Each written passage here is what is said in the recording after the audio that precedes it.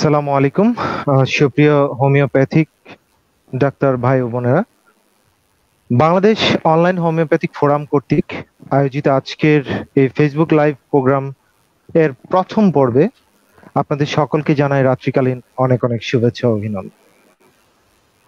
আপনারা জানেন যে বাংলাদেশ অনলাইন হোমিওপ্যাথিক ফোরাম হোমিওপ্যাথির উন্নয়নের অংশ হিসেবে হোমিওপ্যাথিক ডাক্তারদের স্কিল বাড়ানোর জন্য কাজ করে যাচ্ছে। তারই সূত্র ধরে আজ হোমিওপ্যাথির ঔষধ সম্পর্কে জ্ঞান অর্জনের অংশ হিসেবে নসড ওষুধ কার্সিনোসিন নিয়ে আমরা আজকে আলোচনা করব এবং কার্সিনোসিনের সম্পূর্ণ চিত্রটি আমরা আজকে আমাদের অতিথিদের মাধ্যমে তুলে ধরার চেষ্টা করব। আশা করি আপনারা ধৈর্য ধরে আমাদের আজকের এই লাইভ প্রোগ্রামটি আপনারা দেখবেন এবং আপনারা আপনাদের টাইমলাইনে শেয়ার করে দিবেন, যাতে করে আপনাদের বন্ধুরা এই লাইভটি দেখতে পারে। তো আমরা দেরি না করে আমরা চলে যাচ্ছি আমাদের আজকের মূল পর্বে। আমি পরিচয় করিয়ে দিচ্ছি আজকে। তার আগে আমি ক্ষমা চেয়ে নিচ্ছি যে আমাদের আজকে 3জন অতিথি আসার কথা ছিল, তো আমাদের টেকনিক্যাল প্রবলেমের জন্য আমাদের একজন অতিথি এখন পর্যন্ত এসে আমাদের সাথে সংযুক্ত হতে পারেনি। যদি উনি আমাদের সাথে জয়েন করার জন্য চেষ্টা করছেন, যদি উনি আমাদের সাথে সংযুক্ত হন তাহলে আমরা অবশ্যই আমরা ওনাকে সংযুক্ত করে নিব। তো আমরা এখন পর্যন্ত আমাদের যে 2জন অতিথি আছেন আমরা ওনাদেরকে আপনাদের সাথে পরিচয় করিয়ে দিচ্ছি।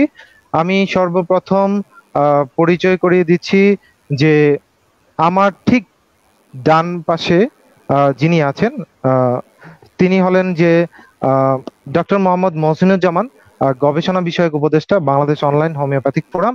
এবং ওনার যে জিনিসটা আসলে না বললে না আমরা সবাই জানি, তারপরও আমি একটু বলে রাখি যে ওনার আরেকটি বিশাল একটি অর্জন, সেটি হচ্ছে যে উনি ঢাকা বিশ্ববিদ্যালয় থেকে বিএইচএমএস এ ফার্স্ট হয়েছিলেন। তো স্যার, আপনাকে স্বাগতম আমাদের এই অনুষ্ঠান। কেমন আছেন? জি, ধন্যবাদ। জি, আমি আমাদের দ্বিতীয় অতিথিকে আমি পরিচয় করিয়ে দিচ্ছি। উনি ঠিক আমাদের নিচে অবস্থান করছেন। তো উনি হচ্ছেন ডক্টর মোহাম্মদ ইয়াকুব আলী সরকার, সভাপতি Bangladesh online homeopathic forum. Sir, কেমন আছেন? আপনাকে স্বাগতম আমাদের এই প্রোগ্রাম। আলহামদুলিল্লাহ, ভালো আছি। জি, আমাদের সাথে এখন পর্যন্ত যুক্ত হতে পারেননি তিনি হচ্ছেন ডক্টর মোহাম্মদ শফিকুল ইসলাম। উনি সাংগঠনিক উপদেষ্টা, বাংলাদেশ অনলাইন হোমিওপ্যাথিক ফোরাম। উনি যখন আমাদের সাথে যুক্ত হবেন ইনশাল্লাহ আমরা অবশ্যই ওনাকে আমরা যুক্ত করার চেষ্টা করব। তো আমরা স্যার, আজকে আমি মহসিনুজ্জামান স্যার আপনার কাছে প্রশ্নটি রাখতে চাই যে আপনি জানেন, ইতিমধ্যে জেনে গেছেন যে আমরা আজকে কার্সিনোসিন নিয়ে আমরা কথা বলবো। তো স্যার, এটা যদি আপনি একটু শুরু করতেন যে আমরা কার্সিনোসিন সম্পর্কে আমরা আসলে জানতে চাই আপনার কাছে।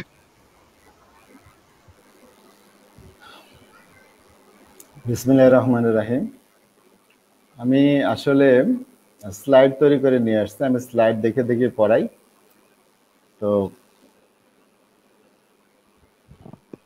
জি, শিওর স্যার। জি, কার্সিনোসিনাম, আরেক নাম ক্যান্সারিনাম।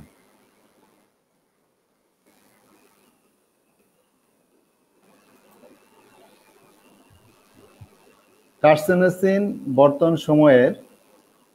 বর্তমান সময়ে একটি খুবই গুরুত্বপূর্ণ ওষুধ হয়ে উঠেছে। কারণ আমাদের বর্তমান সময়টাই হলো আমরা খুব বিজি লাইফ পার করি। আমরা বর্তমান আধুনিক কালটাই হলো একটা স্ট্রেসফুল লাইফ, অনেক স্ট্রেস নিয়ে আমরা জীবনযাপন করি। তো এই স্ট্রেসফুল লাইফের মধ্যে আমরা যে ধরনের সমস্যায় ভুগি, সেই ধরনের সমস্যা মোকাবেলা করার জন্য আমাদের কার্সিনোসিন খুব গুরুত্বপূর্ণ ভূমিকা পালন করে। তো কার্সিনোসিন একটা ডিপ অ্যাক্টিং মেডিসিন, খুবই গভীর ক্রিয়াশীল ওষুধ, এবং এটা একটা পলিক্রেস্ট মেডিসিন হয়ে উঠেছে এখন বর্তমান সময়ে। একটা পলিক্রেস্ট মেডিসিন হলো ওই সমস্ত রেমেডি যেগুলা সচরাচর ব্যবহার হয়, প্রায়ই আমাদের চেম্বারে ব্যবহার হয় বিভিন্ন রোগের ক্ষেত্রে, যার ব্যবহার সীমা খুবই বিস্তৃত। তো কার্সিনোসিন ওষুধটা বর্তমান সময়ে একটা পলিক্রেস্ট মেডিসিন হয়ে উঠেছে এবং আমাদের যে ক্রনিক ডিজিজ হওয়ার যে মূল যে কারণ, ফান্ডামেন্টাল যে কজ, যেগুলোকে আমরা মায়োজম বলি, যেরকম আছে ফান্ডামেন্টাল 3টা মায়োজম আছে, সোরাস, সিফিলিস, সাইকোসিস। তো এই 3টা মায়োজম হলো আমাদের যত ডিজিজ আছে হিউম্যান কাইন্ডের তার মূল কারণ, এবং এই 3টা মায়োজমকেই প্রতিরোধ করতে পারে, 3টা মায়োজমকেই মোকাবেলা করতে পারে এই কার্সিনোসিন মেডিসিন। কার্সিনোসিন মেডিসিনের যে থেরাপিউটিক ইউজ, এটার যে আরোগ্যকারী পাওয়ার, যে বিভিন্ন রোগের মধ্যে যে এর যে ব্যবহার, তার উপর গুরুত্ব দিতে গিয়ে ডক্টর হুই বন হুয়া তিনি কয়েকটা কথা বলেছেন। তার কথাটা হলো এরকম যে doctor Gibson Miller like to say that if he war confined two the use of one single remedy, he would choose CPR. Doctor Gibson Miller বলতেন যে তাকে যদি একটা ওষুধে সীমাবদ্ধ করা হয়, তাকে যদি শুধুমাত্র একটা ওষুধ বাছাই করে নিতে হয়, তাহলে তিনি বেছে নেবেন সিপিআর। ডক্টর হুই বন হুয়া উনি বলতেছেন যে আই এম শিওর দ্যাট, আমি নিশ্চিত যে ইফ দিস গ্রেট হোমিওপ্যাথ, এই মহান হোমিওপ্যাথ যদি ওয়ার অ্যালাইভ, যদি এখনো বেঁচে থাকতেন, টুডে এই সময়ে যদি বেঁচে থাকতেন, হি উড চুজ কার্সিনোসিনাম, তিনি কার্সিনোসিনকে বেছে নিতেন। এটা একটা নোসোট। অন্যদিকে আমরা এটাকে সার্কোডও বলতে পারি।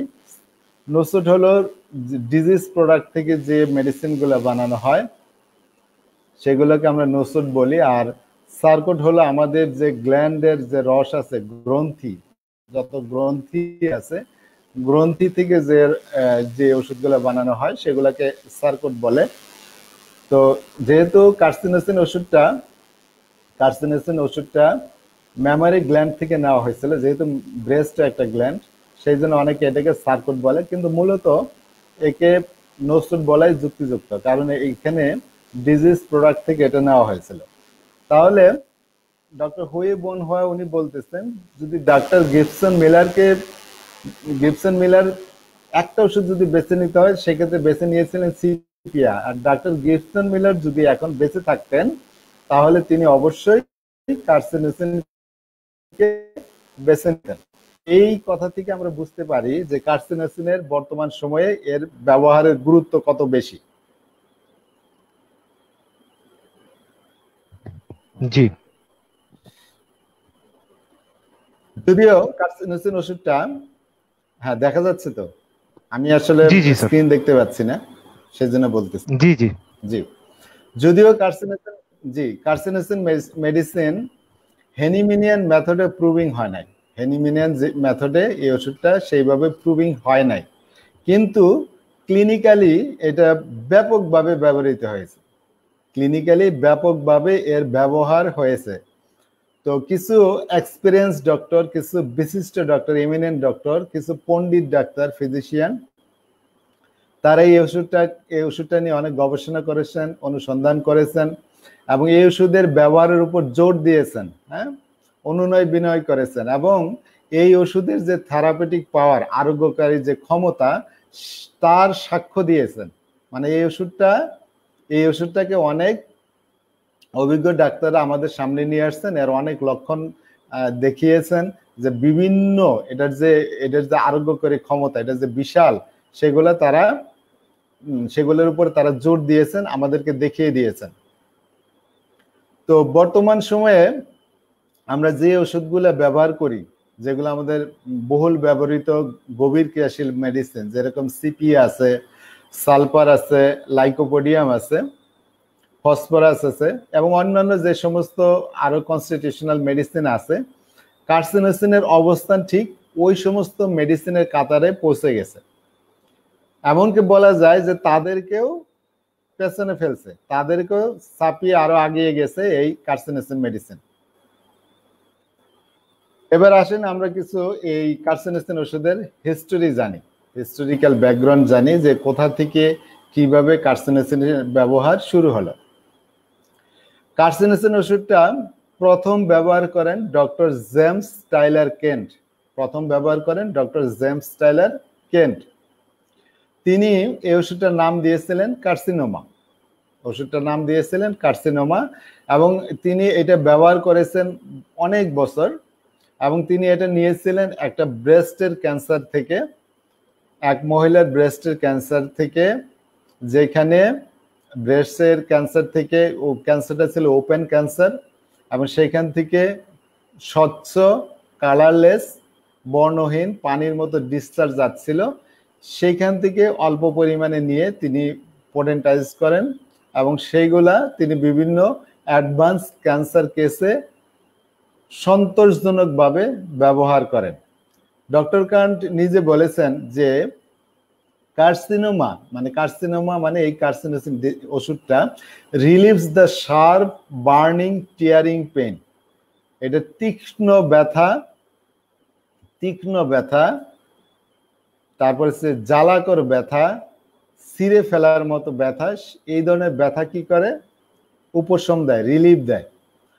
উইথ দিস রেমেডি, এই ওষুধ দিয়ে patient have been kept comfortable, পেশেন্টকে রোগীকে আরামে রাখা যায়, ক্যান্সারের রোগীকে আরামে রাখা যায় many years, for many years, অনেক বছর পর্যন্ত রোগীকে আরামে রাখা যায়। হোয়েন কিউর ওয়াজ ইম্পসিবল, যেখানে রোগীর আরোগ্য করা অসম্ভব এবং ক্যান্সারাস ডেভেলপমেন্ট যেখানে চলতে থাকে, তার ক্যান্সারটা দিন দিন বৃদ্ধি পেতে থাকে, এইরকম ক্ষেত্রে যেখানে কিউর করা সম্ভব না, ক্যান্সারটা অনেক বেশি অ্যাডভান্স, সেই ক্ষেত্রে আমরা যদি এই ওষুধটা ব্যবহার করি তাহলে ওই ক্যান্সারের রোগীকে আরামে রাখা যায় বছরের পর বছর। ওই ক্যান্সারের রোগীর ওই ক্যান্সারে যে তীব্র জ্বালাকর ছিঁড়ে ফেলার মতো ব্যথা হয়, সেই ব্যথাগুলো রিলিভ করা যায় এই কার্সিনোজেন মেডিসিন দিয়ে। The malignant progress was delayed, এই যে একটা মারাত্মক অবস্থা, রোগীর যে ক্যান্সার স্টেজটা দিন দিন বাড়তে থাকে, সেটাকে ডিলে করা যায়, এটার গতিকে অনেকটাই টেনে ধরা যায়।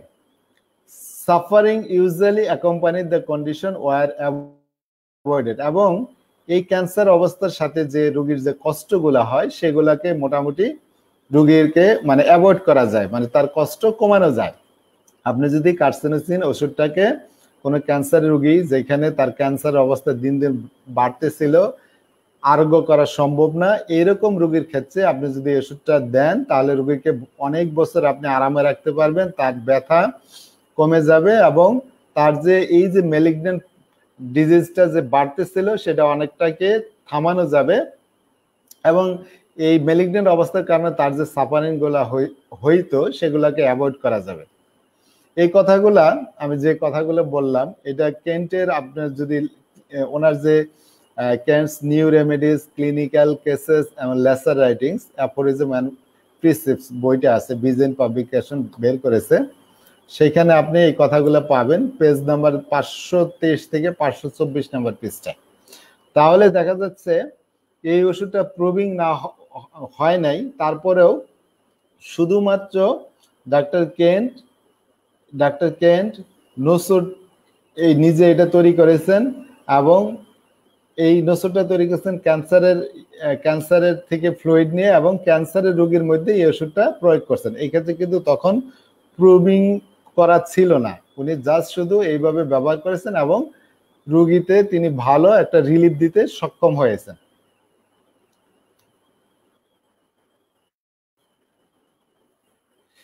তারপরে আসি, তারপরে কে ব্যবহার করছেন কার্সিনোজেন? এরপরেই যিনি ব্যবহার করছেন তিনি হলেন ডক্টর বার্নেট, যিনি অনেকগুলা নসুড ওষুধের আবিষ্কারক। তো ডক্টর বার্নেট তিনিও এই ওষুধটা ব্যবহার করছেন, তবে তার প্রিপারেশনটা ছিল অন্যরকম।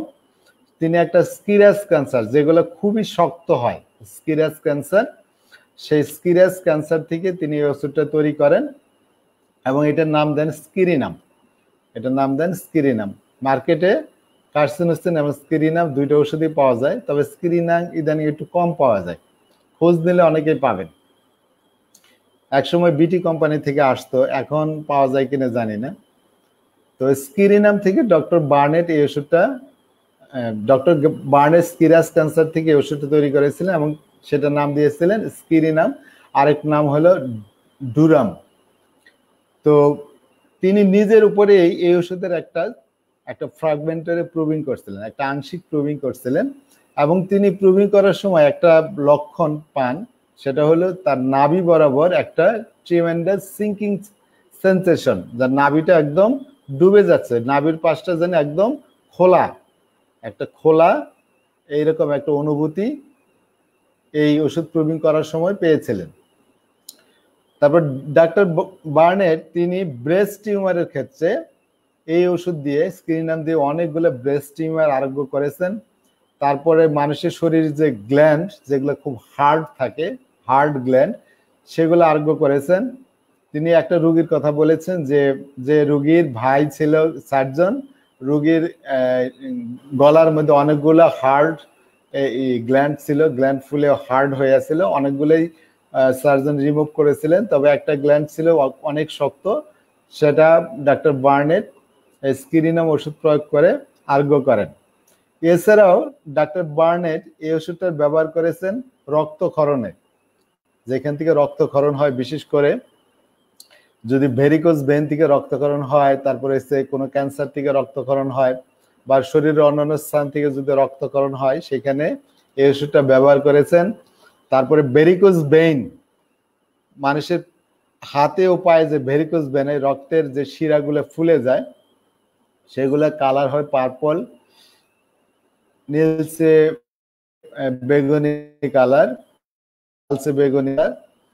তো সেই পার্পল কালারের যে ভেরিকোজ ভেন, সেখানে উনি সাকসেসফুলি এই ওষুধ ব্যবহার করেছেন।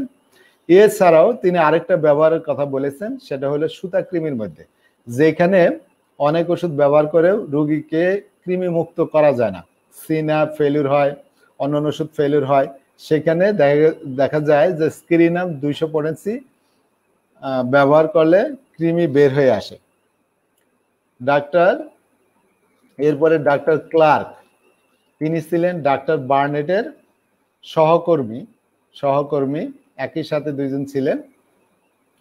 এবং ডাক্তার ক্লার্ক তিনি এই ওষুধটাও ওই inveterate case of troublesome threadworms, ওই যেখানে খুবই যন্ত্রণাপূর্ণ সুতা কৃমির ক্ষেত্রে, যেখানে কৃমি মুক্তই করা যায় না পেশেন্টকে, তো সেইখানে যখন সিনা ব্যবহার করা হয়েছে, টিউক্রিয়াম ব্যবহার করা হয়েছে, কিন্তু এগুলাতে তেমন রিলিফ দেয় না, আরোগ্য কারণে হয়তো বা সামান্য রিলিফ দিছে, কিন্তু রোগীকে আরোগ্য করতে পারে নাই।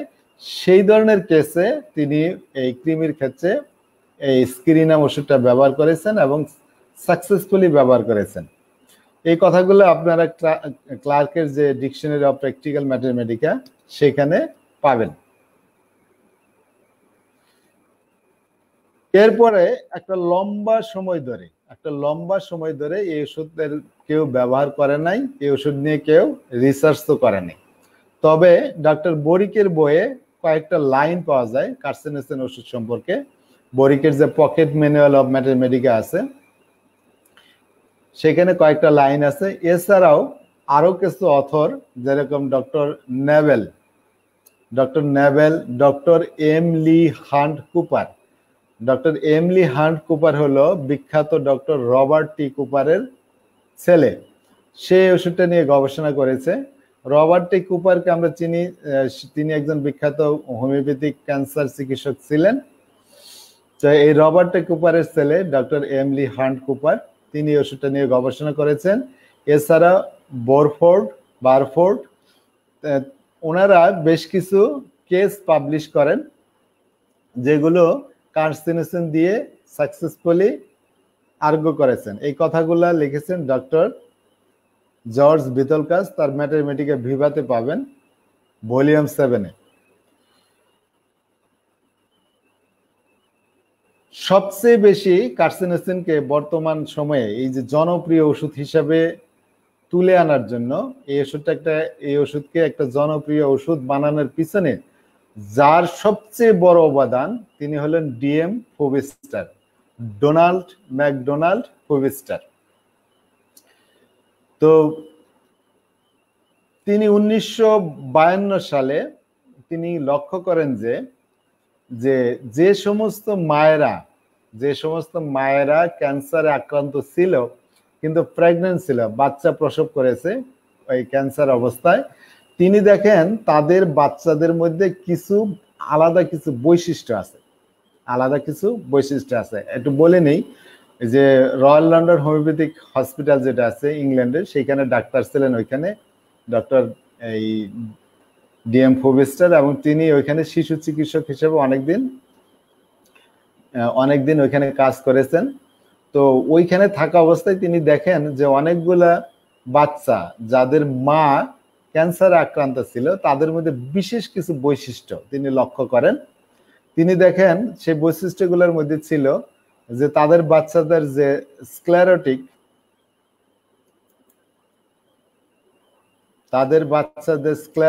দেখেন, এই যে ব্লু স্ক্লেরোটিক মানে এই যে স্ক্লেরাটা আছে, এই যে সাদা অংশটা যে দেখি আমরা, এই যে স্ক্লেরাটা থাকে ব্লু কালারের, দেখা যায়। আমি যে পয়েন্টার দিয়ে দেখাচ্ছি, জি জি, আচ্ছা ঠিক আছে, দেখতে পাচ্ছি স্যার।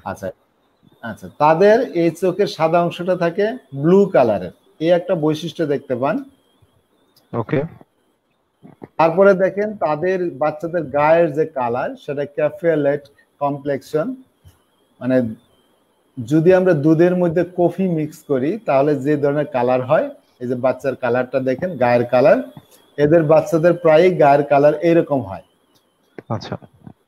আরেকটা বৈশিষ্ট্য দেখেন যে এদের গায়ের মধ্যে প্রচুর পরিমাণে এরকম তিল থাকে, অনেক তিলক থাকে এদের। এই তিনটা বৈশিষ্ট্য, ব্লু স্ক্লেরোটিক দেখেন, চোখের স্ক্লেরাটা থাকে ব্লু কালারের, তাদের গায়ের রংটা থাকে ক্যাফে-লেট কমপ্লেক্সন যেটা আমরা আগে দেখাইলাম এই টাইপের, আর গায়ের মধ্যে অনেক তিল থাকে।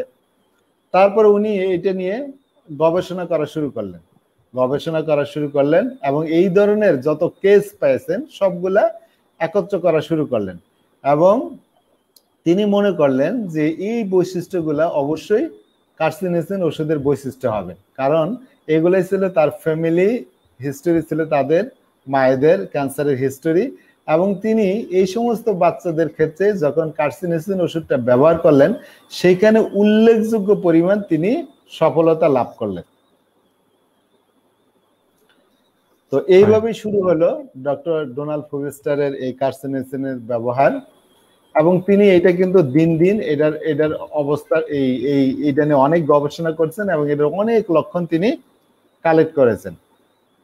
সবই আসলে ক্লিনিক্যালি ম্যাক্সিমাম সব লক্ষণগুলোই কালেক্ট করা হয়েছিল, ম্যাক্সিমাম লক্ষণ ক্লিনিক্যালি সংগ্রহ করা হয়েছে। আচ্ছা।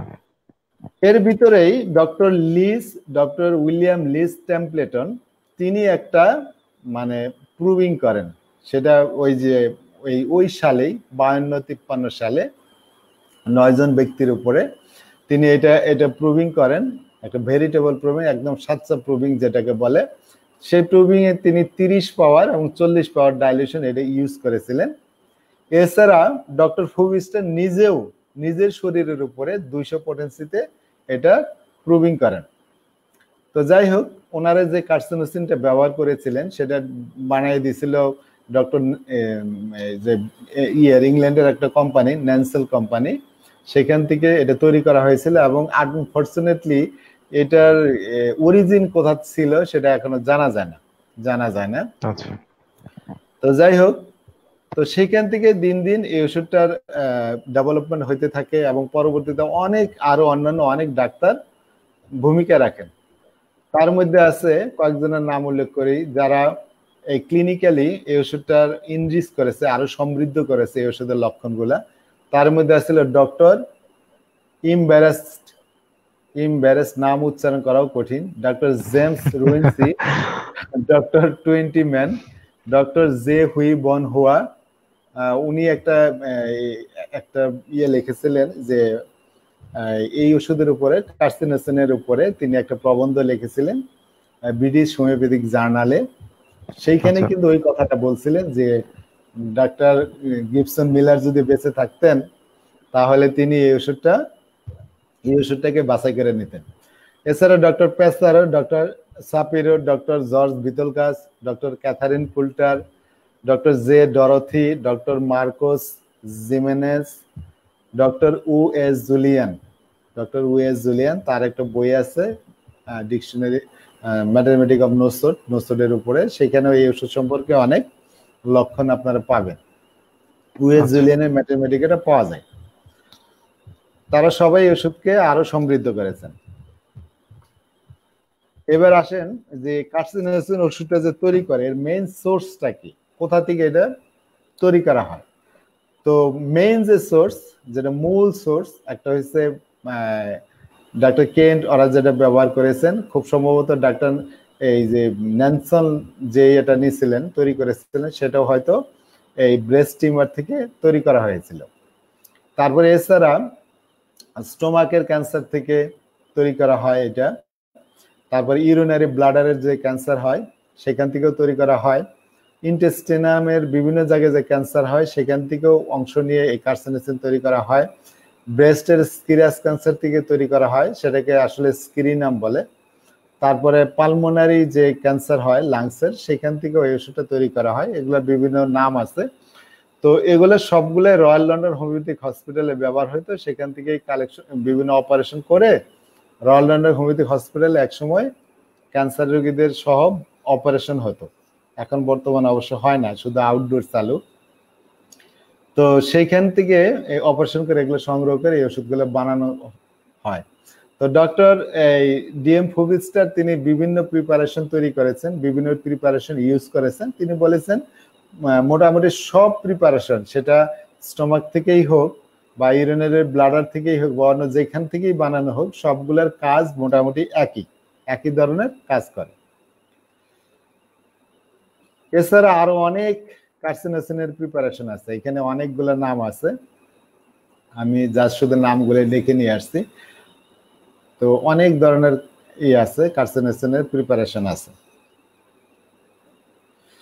তো আমাদের কোথায় কোথায় ওষুধটার কাজ করে, আমাদের নিউট্রিশনের উপরে কাজ করে, আমাদের বিপাক ক্রিয়ার উপরে কাজ করে, লিভারের উপরে একটা প্রধান কাজ আছে, সোলার প্লেক্সাস আছে, একটা নার্ভের এক্সেটি আমাদের ইয়েতে থাকে, এটা এই থ্রোট অফ কি বলে, যে আমাদের যে স্টোমাক আছে, স্টোমাক পিটে থাকে, এখানে নার্ভ প্লেক্সাস তার উপরে কাজ করে। তারপরে স্কিনের উপরে কাজ করে, মিউকাস মেমব্রেন যত আছে, শ্লেষ্মিক যে ঝিল্লি আছে, শ্লেষ্মিক ঝিল্লি যেরকম আমাদের গলা, স্টোমাক, রেকটাম, সেগুলোর উপরে কাজ করে। আর এটা হলো অল্টারনেটিং করে সাইড, একবার এই পাশ এবার ওই পাশ শরীরের। কিছু ক্লিনিক্যাল কন্ডিশন, যদিও আমাদের মেডিসিন রোগের নাম ধরে ইউজ হয় না, আমাদের লক্ষণ সমষ্টি হলো আমাদেরকে বিভিন্ন অবস্থায় রোগ অবস্থায় ওষুধের আমরা ব্যবহার করি তার লক্ষণ সমষ্টি নিয়ে। তারপরেও বিশেষ কিছু রোগ অবস্থায় দেখা যায় যে এই ওষুধটার ব্যবহার বেশি, কিন্তু নাম দিয়ে আমরা ওষুধ ব্যবহার করব না, আমরা লক্ষণ দিয়েই এই সমস্ত অবস্থার ক্ষেত্রেও আমরা লক্ষণ দিয়েই ওষুধটা সিলেক্ট করব। তো কি কি অবস্থায় ক্লিনিক্যাল কন্ডিশনে বেশি ব্যবহার হয়, যেরকম অ্যাবসেস, তারপরে এসে অ্যাকনি, মুখের মধ্যে যে ব্রণ হয়, বিভিন্ন অ্যালার্জিক কন্ডিশনে, অ্যাজমার ক্ষেত্রে, ব্রঙ্কাইটিসের ক্ষেত্রে, chronic fatigue syndrome. Chronic fatigue syndrome হলো রোগী খুবই দুর্বল হয়ে পড়ে, কিন্তু এর পিছনে কোনো কারণ জানা যায় না। রোগী দেখা যায় খুবই দুর্বল, কিন্তু এর পিছনে কোনো রোগ ধরা পড়ে না, ক্রনিক ফ্যাটিক সিনড্রোম। তারপরে কোলনের প্রদাহ, কাশির ক্ষেত্রে, ডেভেলপমেন্টাল ডিলে, যে সমস্ত বাচ্চাদের ডেভেলপমেন্ট হয় না, সেটা মানসিক হোক অথবা শারীরিকই হোক। ডায়াবেটিসের ক্ষেত্রে একটা ব্যাপার আছে, ডিসমেনোরিয়া, বাদক বেদনার সাথে, মাথা ব্যথা, ইমিউন ডিফিসিয়েন্সি, যেখানে রোগ প্রতিরোধ ক্ষমতার দুর্বলতা থাকে। তারপরে ইনসমনিয়া, ঘুম না হওয়া, বিশেষ করে শিশুরা যদি না ঘুমায়। তারপর মোল, গায়ের মধ্যে বিভিন্ন জায়গায় প্রচুর পরিমাণে তিলক ওঠা। নেবি হলো বহু বছর নেবাসের, যেটা হলো জন্মদাগ, বার্থ মার্ক হয়, আমাদের বিভিন্ন জন্মদাগ হয়, সেই জন্মদাগ সেইখানে ব্যবহার হয়। ওভারিয়ান সিস্টে ব্যবহার হয়। প্রি মেনস্ট্রুয়াল সিনড্রোম, মাসিক শুরু হওয়ার আগে, মাসিক শুরু হওয়ার আগ মুহূর্তে শারীরিক ও মানসিক যে পরিবর্তনগুলো হয়, কারো হয়তো খিটখিটে মেজাজ হয়ে যায়, এই যে কিছু পরিবর্তন হয়, কারো হয়তো মাথা ব্যথা করে, কারো হয়তো ব্রেস্টে ব্যথা করে, এই প্রি মেনস্ট্রুয়াল সিনড্রোমের ক্ষেত্রে এই ওষুধটার ব্যবহার আছে। রেকটাল প্রোলাপসে ব্যবহার হয়। রেসপিরেটরি যত ইলনেস আছে, শ্বাস প্রশ্বাস সম্পর্কে যত রোগ আছে সেখানে ব্যবহার হয়। সাইনোসাইটিসে ব্যবহার হয়। আরেকটা হলো টিক্স। টিক্স হলো, এটা হচ্ছে বাচ্চাদের মধ্যে বেশি দেখা যায় বাচ্চা হঠাৎ করে বিভিন্ন অঙ্গ ভঙ্গিমা করে, দেখা যায় মাথা নড়ায়, একটু এরকম এরকম করে একটু খিচুনির মতো হয়, এই টিক্স হয় বাচ্চাদের মধ্যে। এটা একটা বিহেভিয়ারেবল, তাদের আচরণ জনিত একটা প্রবলেম, সেই টিক্সের মধ্যে ব্যবহার হয়। তো আমার একটা কেস আছে, সাকসেসফুল কেস এই টিক্সের মধ্যে, একদিন সময় পেলে দেখাবো ইনশাল্লাহ। এবার আসেন, এর ইতিহাস তো জানলাম কিভাবে এটা ডেভেলপমেন্ট হলো। তো এবার আসেন যে কার্সিনোসিনের ফিজিক্যাল মেকআপ, শারীরিক গড়ন কেমন হবে। তো এর আগেই বলেছি আমরা যে তার ব্লু স্ক্লেরোটিক্স থাকে, তার যে স্ক্লেরা সেটা থাকে ব্লু কালারের। তারপরে তার গায়ের যে রং, ক্যাফে অ্যালার্ট কমপ্লেক্সন, দুধের মধ্যে কফি মিশালে যে ধরনের কালার হয়, ব্রাউনিশ কালার, সেই ধরনের কালার হবে। গায়ের মধ্যে অনেক মোল থাকে, সেগুলো কালো হয়। এই কালো কালো মোলের সাথে এই চোখের এই যে ব্লু স্ক্লেরোটিস, সেটা থাকতেও পারে, নাও থাকতে পারে। তো যদি এই ধরনের অনেক মোল যদি আমরা স্কিনের মধ্যে দেখতে পাই, সেখানে অন্যান্য যে বৈশিষ্ট্য সেগুলো থাকুক বা না থাকুক, অনেক মোল হওয়া মানেই কার্সিনোসিনকে আমরা সেখানে বিবেচনা করব। এছাড়া গায়ের মধ্যে অনেক ধরনের ন্যাবি থাকে, এই যে দেখেন জন্মদাগ, একজনের হাতের মধ্যে জন্মগতভাবে এরকম। তো এই জন্মদাগের মধ্যেও, যেখানে জন্মদাগ আছে সেখানে আমরা কার্সিনোসিনকে বিবেচনা করব। এছাড়া গায়ের মধ্যে দেখা যায় কার্সিনোসিনের পেশেন্টের গায়ে অনেক তিল থাকে, অনেক ধরনের আঁচিল থাকে, মাল্টিপল ওয়ার্ডস, অনেক আঁচিল থাকে। কিছু ভেরিয়েশন আছে, সবসময় যে স্কিন যে এরকমই থাকবে এমন না। কারো কারো স্কিন থাকে একদম প্যাল ফ্যাকাইসা, একদম ট্রান্সপারেন্ট, স্বচ্ছ। তো পেশেন্টকে অনেক পরিশীলিত মনে হয়, পেশেন্টকে অনেক কোমল মনে হয়, ডেলিকেট অ্যাপিয়ারেন্স থাকে তাদের। তো যেটার সাথে তার বিহেভিয়ারের সাথে মিল, কারণ পেশেন্ট যেরকম কোমল থাকে তার স্কিন, সেরকম তার মনটাও, তার আচরণটাও ওইরকম কোমল থাকে। তারপর দেহের মধ্যে বিভিন্ন ব্রাউন স্পট থাকতে পারে, যেটা লিভার স্পট বলে। আরেক নাম হলো লেন্টিজেন্স। আমরা এই যে এগুলো হলো এই ধরনের স্পট থাকতে পারে, লেন্টিজেন্স। তো কোনো পেশেন্টের গায়ে যদি এই ধরনের আপনারা স্পট দেখেন, ছবিটা দেখা যাচ্ছে তো? জি স্যার। আচ্ছা, ঠিক আছে। তো এই ধরনের যদি স্পট থাকে, তাহলে আমরা সেখানে কার্সিনোসিনের কথা চিন্তা করব। এছাড়া এদের মাথা, কার্সিনোসিনের পেশেন্টের মাথা তুলনামূলকভাবে একটু বড় থাকে, লার্জ থাকে। কপালটা একটু উঁচু থাকে, কপালটা একটু বড় থাকে, হিউজ থাকে। তাদের মধ্যে তাদের গায়ে, তাদের মুখের মধ্যে বা স্পাইনে, তাদের মুখের মধ্যে, তাদের গায়ে আনইউজুয়াল হেয়ার গ্রোথ হয়, অনেক বেশি হেয়ার থাকে, চুল থাকে, বিশেষ করে মুখে এবং স্পাইনে। এই দেখেন, এই যে স্পাইনে, মেরুদণ্ড বরাবর তাদের অনেক বেশি হেয়ার থাকে, চুল থাকে। আচ্ছা, তারপরে আরেকটা কথা কি বলা দরকার, যে এই যে বৈশিষ্ট্যগুলো বললাম তার ফিজিক্যাল মেকআপ, সেগুলো থাকা কিন্তু ম্যান্ডেটরি না। এই ওষুধটা প্রেসক্রাইব করার জন্য এই ধরনের স্কিন কালার, এই ধরনের দৈহিক গঠন তাদের থাকতেই হবে, এটা কিন্তু ম্যান্ডেটরি না।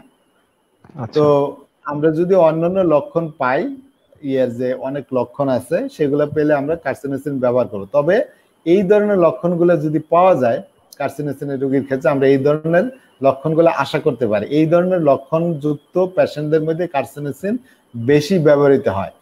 আরেকটা বৈশিষ্ট্য আছে কার্সিনোসিনের, সেটা হলো অপারেশনের পরে এই কিলোয়েড ফর্ম করা। কিলোয়েড ফর্ম করা, এই দেখেন কারো যদি কোথাও কেটে যায় বা অপারেশন করা হয়েছে সেখানে এই যে এইরকম স্কার টিস্যু ফর্ম করে, কিলোয়েড ফর্ম করে। তো সেই ক্ষেত্রে কার্সিনোসিনের একটা ব্যবহার আছে। ডাক্তার পেস্তারো তিনি সাকসেসফুলি ইউজ করছেন এই কার্সিনোসিন, যাদের অনেকেরই দেখা যায় প্লাস্টিক সার্জারির পরে এই ধরনের কিলোয়েড হয়ে যাওয়ার সম্ভাবনা থাকে। তো সেই ক্ষেত্রে তিনি এই কার্সিনোসিন আগের থেকে ব্যবহার করছেন এবং সেই ক্ষেত্রে এই কিলোয়েড হওয়াটা কমাতে পারছেন। তো কিলোয়েড হওয়া এটাও কার্সিনোসিনের একটা বৈশিষ্ট্য। পেশেন্ট কোন কাতর? পেশেন্ট সাধারণত শীত কাতর, তবে গরম কাতরও হইতে পারে। হয় শীত কাতর হবে নয় গরম কাতর হবে, তবে ম্যাক্সিমামই হইলো গরম কাতর। আমি একটু ভুল বলেছি, পেশেন্ট শীত কাতরও হইতে পারে গরম কাতরও হইতে পারে, তবে ম্যাক্সিমামই হলো গরম কাতর। আর মায়োজমের দিক দিয়ে কোন মায়োজমের উপরে কাজ করে, এটা মূলত এখন আরেকটা মায়োজম বলা হয় যেটা ক্যান্সারিক মায়োজম, ক্যান্সার মায়োজম। এই ওষুধটা সোরা, সাইকোসিস, সিফিলিস সকল মায়োজমের উপরেই কাজ করে। ওকে, এবার আসেন কিছু মেন্টাল সিমটম দেখি। এই ওষুধের কিন্তু মেন্টাল সিমটম, ব্যাপক মেন্টাল সিমটম আছে এবং সেগুলো ম্যাক্সিমাম ক্লিনিক্যালি ভেরিফাই করা। তো ব্যাপক মেন্টাল সিমটম আছে। আর মূলত যারা আগের রেপার্টরি ব্যবহার করেন, বিশেষ করে যারা খুব কেন্টের কথা বলেন, কেন্ট অবভিয়াসলি একটা অথেন্টিক আমাদের রেপার্টরি, যারা আগের রেপার্টরির কথা বলেন, কিন্তু আপনার কেন্টের রেপার্টরিতে নোসোডের ব্যবহার খুব কম পাবেন, কার্সিনোসিন তো পাবেনই না সেখানে। তো আমাদের এগুলোর ব্যবহার জানতে চাইলে রেসেন্ট রেপার্টরি বা রেসেন্ট যারা ম্যাথমেটিক্যাল লিখেছেন তাদের বইগুলাই বেশি পড়তে হবে। তো মেন্টাল সিমটমের ক্ষেত্রে যেগুলো বারবার ডাক্তারদের কাছে বিভিন্ন ইমিনেন্ট ডাক্তাররা বারবার ভেরিফাই করছেন, যে তাদের বারবার প্রমাণ পেয়েছেন, সেই মেন্টাল লক্ষণগুলো আমি এখানে তুলে ধরবো। অনেক মেন্টাল লক্ষণ আছে যেগুলো খুব গুরুত্বপূর্ণ, সেগুলো আমি এখানে তুলে ধরতেছি। পেশেন্ট থাকে খুব প্যাশনেট, খুব আবেগী, আবেগ থাকে তাদের, লঙ্গিং পেশেন্ট। তারা কি করে, এফেকশন, ডিজায়ার ফর এফেকশন চায়, ফসফরাস পালসিটিরার মতো তারা আদর এগুলা চায়। হ্যাঁ, আবার একই সাথে তারা অপরের প্রতি থাকে খুব বেশি সিম্প্যাথেটিক, খুবই বেশি সহানুভূতিশীল থাকে, অপরের প্রতি খুব বেশি সহানুভূতিশীল থাকে, যেটা আমরা ফসফরাস, কোস্টিকাম, পালসিটিলা এই সমস্ত ওষুধগুলোতে পাই। পেশেন্ট খুব বেশি ফাস্টিডিয়াস হয়, খুব বেশি ফাস্টে, একদম সবকিছু পরিষ্কার পরিচ্ছন্ন তার থাকতে হবে, খুব টাইডি থাকে তারা, খুব টাইডি পরিচ্ছন্ন থাকে, একদম সবকিছু তারা পরিষ্কার পরিচ্ছন্ন থাকে, পরিষ্কার পরিচ্ছন্ন রাখে, কিছুটা সূচিবায়ু যাদের মধ্যে দেখি আমরা। আবার একই সাথে পেশেন্ট তার খুবই পাংচুয়াল থাকে, সময়ানুবর্তী, তারা সব কাজ সময়ে করতে পছন্দ করে, তার ডিউটি সে যথাযথ পালন করতে চেষ্টা করে, খুঁটিনাটি বিষয়েও সে খুব যথাযথভাবে পালন করে। আর্সেনিকের মধ্যে আমরা এইরকম ফাস্টিডিয়াসনেস দেখি। আরেকটা বৈশিষ্ট্য হলো তারা খুব ট্রাভেল করতে চায়, ভ্রমণ করতে চায়, ভ্রমণ বিলাসী তারা, যেটা আমরা টিউবারকুলার পেশেন্টদের মধ্যে দেখি, খুব ভ্রমণ করতে চায়। আর পেশেন্টের মধ্যে আরেকটা হিস্টরি অফ সাপ্রেশন, পেশেন্টের যদি দেখেন অবদমনের হিস্টরি পান, ধরেন কোনো বাচ্চার তো একটা মানুষের অনেক ইচ্ছা থাকে, অনেক কিছুর চাহিদা থাকে, সে অনেক কিছু করতে চায়, কিন্তু দেখা গেছে সেগুলো যদি সে অবদমন করে রাখে, মনের চাহিদাগুলোকে যদি সে চেপে রাখে, এরকম হিস্ট্রি থাকে, দেখা গেছে হয়তো পিতামাতা ছিল তার খুবই কঠোর, সন্তানকে খুব কঠোর শাসনে বড় করছেন। তো এরকম সাপ্রেশনের যদি হিস্টরি পাই আমরা, সেখানে আমরা অবশ্যই কার্সিনোসিনের কথা মনে করবো, এটা কিন্তু খুবই একটা গুরুত্বপূর্ণ লক্ষণ। এছাড়া পেশেন্টের মধ্যে অনেক গিল্টি ফিলিংস থাকে, মনের মধ্যে মনে করে যে আমি অপরাধী, আমি এই কাজটা করি নাই, এটা করার দরকার ছিল, আমি তার প্রতি যত্ন নেই বা যে কোনো কাজই সে সময় মতো করে নাই বা তার ডিউটি সে ফাঁকি দিছে, এরকম তার মনের মধ্যে একটা একটা অপরাধ বোধ কাজ করে, মনের মধ্যে একটা গিলটি ফিলিংস থাকে তার মধ্যে। ডিজায়ার ড্যান্সিং এন্ড মিউজিক, তারা নাচ নাচ পছন্দ করে, নাচ পছন্দ করে এবং মিউজিকও তারা পছন্দ করে টেরেন্টুলার মতো। এরা থাকে খুবই রোমান্টিক থাকে, খুবই ইমোশনাল থাকে। রোমান্টিক শব্দটা আপনি যদি রেপার্টরিতে খুঁজতে যান, রোমান্টিক কিন্তু টিউবারকুলিনাম ওষুধও। তো রোমান্টিক শব্দটা অনেকেই ডিকশনারিতে কি আমাদের রেপার্টরিতে খুঁজে পান না। মানে দেখা যায় যে রোমান্টিক শব্দ আমাদের ম্যাথমেটিক্সে উল্লেখ আছে, কিন্তু আপনি যদি রেপার্টরিতে সেটা খুঁজতে যান সেখানে দেখবেন সেখানে লেখা আছে সি সি সেন্টিমেন্টাল। রোমান্টিক শব্দটা আপনার সেন্টিমেন্টাল রুব্রিকের আন্ডারে পাবেন। তো অনেকেই হয়তো ম্যাথমেটিক্সে সেন্টিমেন্টাল রুব্রিক পান না, তখন এই রেপার্টরির দোষারোপ করেন, কিন্তু আসলে হচ্ছে রোমান্টিক শব্দটা এটা আমরা সেন্টিমেন্টাল হিসেবে রেপার্টরিতে পাবো। যেরকম টিউবারকুলিনাম পেশেন্টও খুব রোমান্টিক থাকে, মরিসনের বইয়ে রোমান্টিক হিসেবে উল্লেখ আছে। আপনি যদি সিনথেসিস রেপার্টরিতে দেখেন সেখানে দেখবেন সেন্টিমেন্টালের আন্ডারে টিউবারকুলিনাম ফার্স্ট গ্রেডে আছে। সেরকম কার্সিনোসিন ওষুধটাও খুবই সেন্টিমেন্টাল, খুবই রোমান্টিক। তারা কি করে দেখেন, তারা ওই সফট লাইট, হ্যাঁ soft light, dim light, dinner by candle light, অনেকে আছে না প্রেমিক প্রেমিকা ক্যান্ডেল লাইটে ডিনার করে, হ্যাঁ। তো এই ধরনের তারা খুব রোমান্টিক থাকে, এগুলো তারা খুবই পছন্দ করে। তারপরে হচ্ছে কার্সিনোসিনের পেশেন্টটা টিমিড থাকে, দুর্বল থাকে, এরা মানসিকভাবে তারা ভীরু থাকে, টিমিডিটি পায়, তাদের মধ্যে আত্মবিশ্বাসের খুবই অভাব দেখা যায়, যেটা আমরা ব্যারাইডেকার্ড, সাইলেশিয়া বিভিন্ন ওষুধের মধ্যে দেখি, লাইকোপোডিয়ামে দেখি। সেলফ কনফিডেন্সের তাদের অভাব, আত্মবিশ্বাসে তাদের অভাব থাকে। আবার টিউবারকুলার পেশেন্টের মধ্যে তারা খুব অবস্টিনেট হয়, খুব একগুঁয়ে স্বভাব হয়, একগুঁয়ে স্বভাবের রোগীও আমরা পাবো, বিশেষ করে বাচ্চাদের মধ্যে এরকম একগুঁয়ে স্বভাবও পাবো। তারা জীবনটাকে খুব সিরিয়াস ভাবে নেয়, খুবই সিরিয়াস, যে বিষয়টাই তারা হাতে নিবে খুব সিরিয়াসলি সেই কাজটা করে, এটা যেন তাদের কাছে একটা জীবন মৃত্যুর মতো একটা ব্যাপার, এত সিরিয়াস হয় তারা। ফিয়ার, তাদের মধ্যে অনেকগুলো ভয় কাজ করে, বিশেষ করে তাদের স্বাস্থ্য বিষয়ক অনেক ভয় কাজ করে, স্বাস্থ্য নিয়ে খুব দুশ্চিন্তাগ্রস্ত হয়। আবার ক্যান্সারের ভয় তাদের মধ্যে প্রচুর পরিমাণে পাওয়া যায়, ক্যান্সারের ভয়, যে কোনো অসুখ হলেই মনে করে যে তার অসুখটা ক্যান্সার হয়ে গেছে, এরকম ক্যান্সারের ভয় করে। আরেকটা ভয় আছে এক্সামিনেশনের ভয়, যেটা আমরা ইয়েতে দেখি, আর্জেন্টাইন নাট্রিকাম এই সমস্ত ওষুধে দেখি যে এক্সামিনেশনে তারা খুব ভয় করে। ক্রাউডের ভয়, যেখানে অনেক লোকজন আছে এরকম লোক সমাগমের তারা ভয় করে।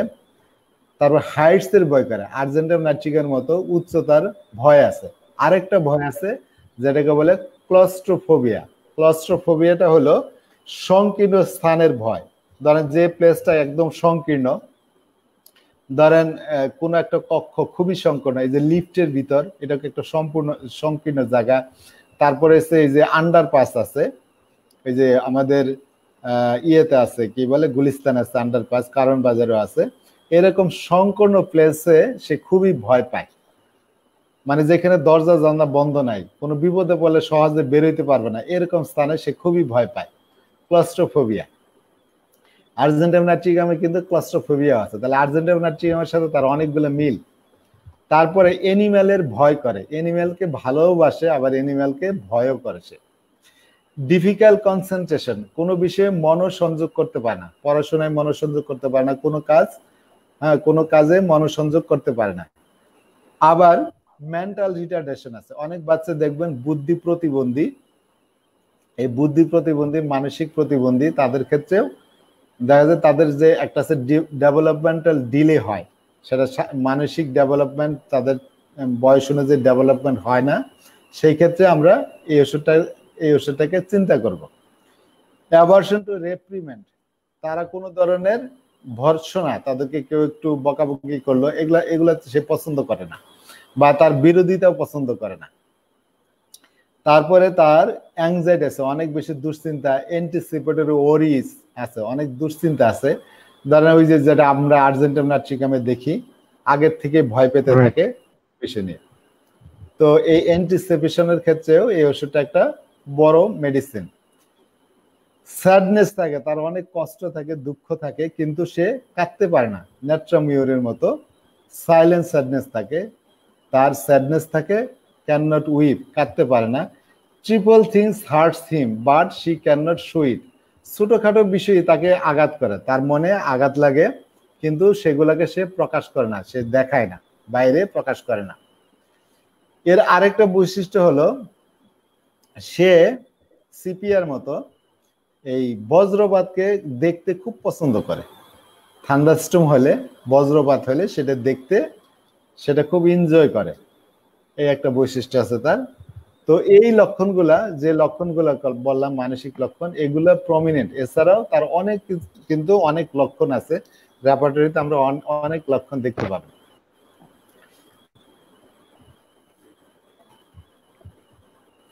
জি স্যার। আচ্ছা, কিছু জেনারেল লক্ষণ দেখি। কার্সিনোসিন ওষুধটা কিন্তু মানসিক লক্ষণ দিয়েই হরদম প্রেসক্রাইব হয়, এটা মনে রাখেন। এই জন্য মানসিক লক্ষণগুলো খুব ভালো করে মনে রাখবেন, কারণ এই ওষুধ আমি যত বেশি প্রেসক্রাইব করছি ম্যাক্সিমাম টাইমে এই মানসিক লক্ষণের উপর ভিত্তি করেই এই ওষুধটা প্রেসক্রাইব করেছে এবং ভালো রেজাল্ট পেয়েছে। জেনারেল লক্ষণে দেখি যে পেশেন্ট, আমরা আগেই বলেছি যে কোনো কাতার হইতে পারে, তবে মূলত এটা গরম কাতার, ওয়ার্ম ব্লাডেড পারসন। তারপরে আমরা দেখি যে তার সমুদ্রের পারে তার একটা উপশম আছে, সমুদ্রের পারে উপশম আছে, যেটা আমরা ম্যাডোরিনাম এ জাতীয় ওষুধে দেখি। ম্যাডোরিনা অবশ্য অ্যাগ্রাভেশন হয় সমুদ্রের পারে, তবে এর সমুদ্রের পারে অ্যামিলেশন হয়। তবে কিছু কিছু রোগীর ক্ষেত্রে অ্যাগ্রাভেটেডও হইতে পারে, অ্যাগ্রাভেশনও হইতে পারে। তার ক্ষুধা থাকে খুব বেশি, এবং তারা লাইকোপোডিয়ামের মতো ভোরাসাস ইটার হয়, প্রচুর খায়, এবং সেই কারণে তারা মোটা হয়ে যেতে পারে। এবং এদের খাবারের মধ্যে সবচেয়ে বেশি প্রিয় খাবার হলো ফ্যাট জাতীয় খাবার, বাটার এবং ফ্যাট খাইতে তারা পছন্দ করে। এছাড়া আরো অনেক খাবার আছে, দেখা যায় যে চকলেট পছন্দ করে, মাংস পছন্দ করে, আবার একই ধরনের খাবার দেখা যায় সেটা আবার পছন্দও করে আবার অপছন্দ করে, দুই দিকেই আছে। তো তবে তারা ফ্যাট এবং বাটার খেতে খুব পছন্দ করে। ম্যাডোরিনামের সাথে তার আরেকটা বৈশিষ্ট্য আছে, নি এলবো পজিশনে সে ঘুমায়। নি এলবো পজিশনে, ওই যে নামাজে আমরা যেভাবে সিজদা দেই, ওই সিজদার মতো ওইভাবে সে ঘুমাইতে পছন্দ, তার পজিশন থাকে এইরকম, এইভাবে তারা ঘুমায়। বা যে কোনো কন্ডিশনে যদি এই নি এলবো পজিশনে থাকে, তাহলে সেটা তাদেরকে উপশম দেয়। তারপরে তার চোখের বৈশিষ্ট্য, তার ফিজিক্যাল মেকআপ, যেটা বলছি যে চোখের নীল, স্প্যারাটা থাকে নীল, তারপরে গায়ের রং ব্রাউন কালার থাকে, ক্যাফেলুইড কমপ্লেকশন থাকে, গায়ের মধ্যে অনেক তিল থাকে। তারপরে আরেকটা বৈশিষ্ট্য যে তাদের দীর্ঘদিন ধরে ঘুম হয় না, এই প্রলং ইনসমনিয়া, দীর্ঘদিন ধরে তারা অনিদ্রায় ভোগে, বিশেষ করে ইভেন ইন চাইল্ডহুড, একদম শৈশবকাল থেকে দেখা যায় শিশুরা রাতে ঘুমায় না, খুব কম ঘুমায়। যাদের ফ্যামিলিতে ক্যান্সারের হিস্টরি পান, এটা একটা গুরুত্বপূর্ণ বিষয়, ফ্যামিলি হিস্টরিটা কার্সিনোসিনের একটা খুবই গুরুত্বপূর্ণ বিষয়।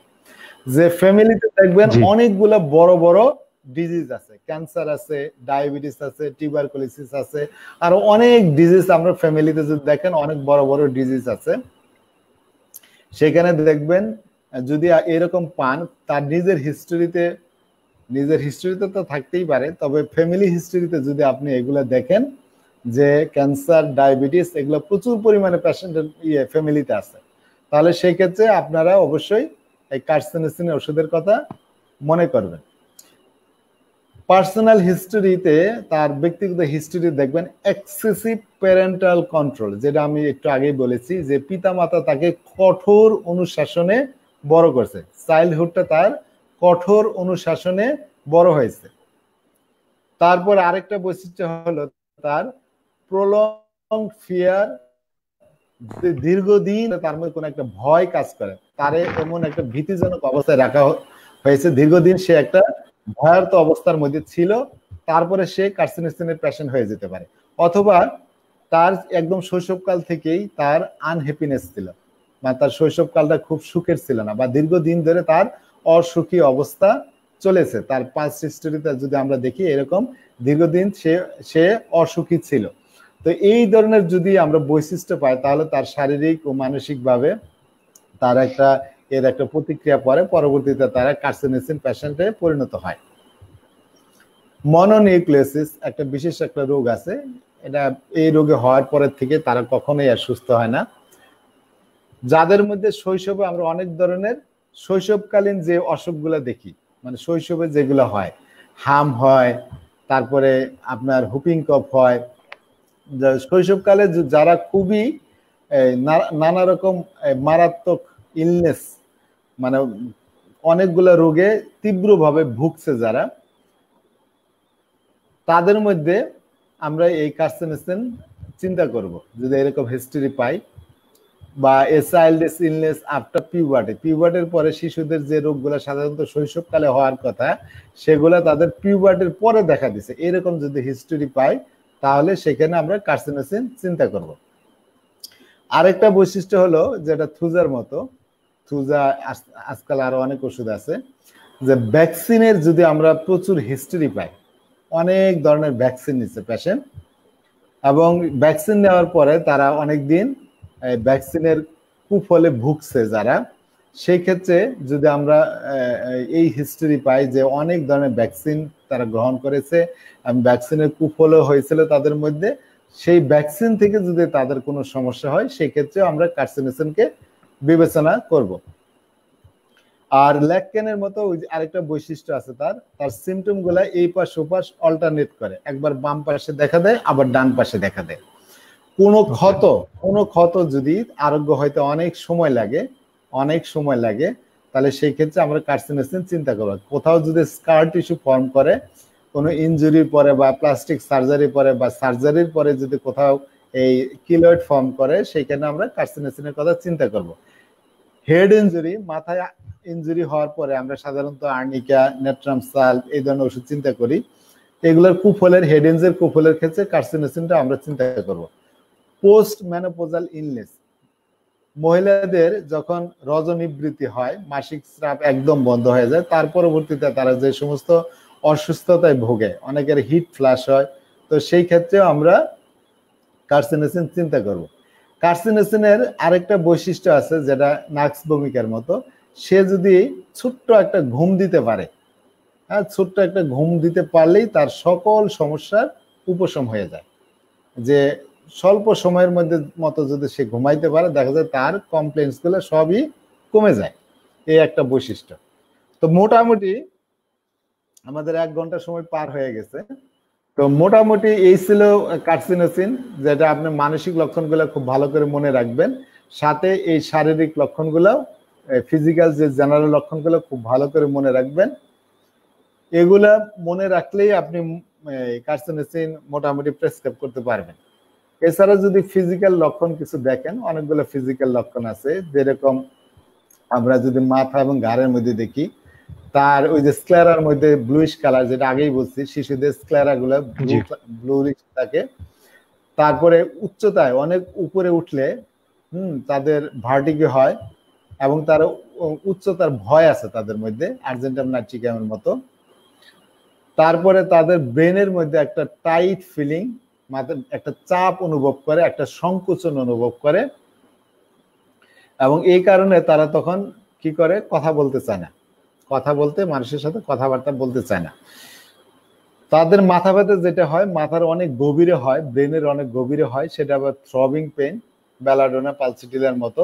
এবং থান্ডারস্টর্মের আগে তাদের মাথা ব্যথা হয়, যেটা আমরা রডোডেনড্রন বিভিন্ন ওষুধে পাই, যে থান্ডারস্টর্মের আগে তারা বিভিন্ন সমস্যায় ভুগে। তাদের মুখের মধ্যে অনেক ইরাপশন হয়, অ্যাকনি হয়, ভেসিকুলার অ্যাকনি, তারপরে একজিমা। তো একজিমা এগুলোর মধ্যে তাদের খুব চুলকায়, এবং যতক্ষণ চুলকাইতে একদম রক্ত বের করে ফেলে, ততক্ষণ পর্যন্ত তারা চুলকাইতে থাকে। তাদের ঠোঁটের উপরে হারপিস হয়, নাকের উপরে হারপিস হয়। মুখের মধ্যে এই যে টুয়াইসিস হতে পারে, মুখের মধ্যে এই যে সংকোচন প্রসারণ হয়, কোনো একটা স্কিন দেখা যায় যে কাঁপতেছে, এরকম হতে পারে। টিক্স যেটা বললাম, যারা এরকম কাঁপাকাঁপি করে বাচ্চারা, এরকম একটা আচরণগত সমস্যা, বিহেভিয়ারাল প্রবলেম তাদের। তো টিক্সের মধ্যেও এই ওষুধটার ব্যবহার হয়। এরা চোখের পলক, ঘন ঘন চোখের পলক ফেলে, আমার মতো। আমি কথা বলার সময় ঘন ঘন চোখের পলক ফেলি। তো এরা চোখের ঘন ঘন চোখের পলক ফেলে। আচ্ছা। আর কার্সিনোসিনের পেশেন্টরা বারবার সাইনাসের প্রদাহে ভোগে, সাইনাসাইটিস হয় তাদের। আমাদের কপালে আছে ফ্রন্টাল সাইনাস, চোখের নিচ দিয়ে আছে আমাদের ম্যাক্সিলারি সাইনাস, সেই সাইনাস গুলাতে প্রদাহ হয়। তারপরে আরেকটা বৈশিষ্ট্য হলো তাদের গলার মধ্যে একটা লাম্প সেন্সেশন আছে, যেটা আমরা অ্যানাকার্ডিয়াম সহ অনেক ওষুধেই দেখি। গলার মধ্যে যেন একটা লাম্প আছে, একটা পিণ্ড আছে, সে বারবার ঢুক গিলতে চায়, ওইটাকে গিলে ফেলতে চায়। তো যতই সে এমটি সোয়েলিং করে, ততই ওই সমস্যাটা আরো বেড়ে যায়। এই জিনিসটা রাতের বেলা বেশি হয়, ঘুম থেকে ওঠার পরে বেশি হয়। আচ্ছা, হিটে বেশি হয় এবং ঠান্ডাতে তার উপশম হয়।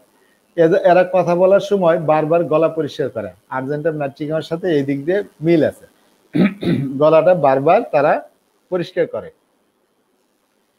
গ্যাস্ট্রোইন্টেস্টিনাল লক্ষণের মধ্যে যদি দেখি, পরিপাকতন্ত্রের লক্ষণ, তাদের খাবারের ইচ্ছা অনিচ্ছা যদি দেখি, তারা ফ্যাট খুব পছন্দ করে, ফ্যাট খুব পছন্দ করে। তারপরে হচ্ছে স্পাইসি ফুড যেগুলো আছে, স্পাইসি ফুড, মশলাদার খাবার, চকলেট, এগুলো খুবই পছন্দ করে। এছাড়া আরো অনেক খাবার আছে। আরেকটা পছন্দ আছে, তারা হচ্ছে কাঁচা আলু খেতে চায়, গোলা আলু, কাঁচা আলু।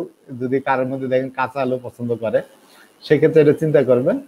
তবে আরো অনেক আছে। আবার দেখবেন একই খাবার তারা পছন্দও করে, আবার অপছন্দ করে। যেরকম এগ তাদের পছন্দ বেশি, আবার এগে তাদের অ্যাভারশন থাকতে পারে।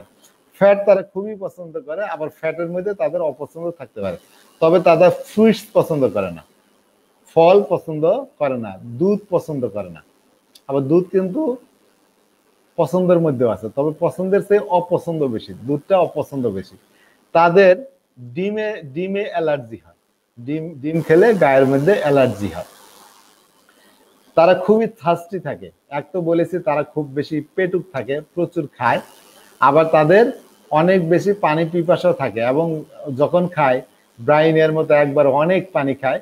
আবার বিপরীত ধরনের লক্ষণও থাকতে পারে, যে তাদের খুবই কম পানি পিপাসা থাকে। তারা অ্যালকোহলিক ড্রিঙ্কস খেতে পছন্দ করে। পেট ব্যথা তাদের লাইকোপোডিয়ামের মতো 4টা থেকে শুরু হয়, তবে লাইকোপোডিয়াম যেন 8টা পর্যন্ত থাকে, 6টা পর্যন্ত থাকে। 4টা থেকে 6টা পর্যন্ত তার পেট ব্যথা হয়। এবং কলোসিন্থের মতো ম্যাকফসের মধ্যে প্রেসার দিলে, ব্যান্ডিং ফরওয়ার্ড, সামনের দিকে এরকম ঝুঁকলে, তখন ওই কলোসিন্থের মতোই তাদের, কলোসিন্থের ম্যাকফস এগুলোর মতোই তাদের পেট ব্যথা কমে। এবং গরম যদি কোনো পানীয় পান করে, তাহলে তাদের পেট ব্যথা কমে। তাহলে পেট ব্যথাটার বৈশিষ্ট্য হলো বিকাল 4টা থেকে 6টার মধ্যে বাড়ে, এবং প্রেসার দিলে, সামনের দিকে ঝুঁকলে তাদের পেট ব্যথা কমে, গরম কিছু পানীয় খেলে পেট ব্যথা কমে। তাদের স্টুল, তারা খুবই কনস্টিপেশনে ভোগে, এবং স্টুলটা থাকে খুবই শুষ্ক, পায়খানাটা থাকে খুবই শুষ্ক এবং খুবই শক্ত থাকে, খুবই হার্ড থাকে, শক্ত থাকে।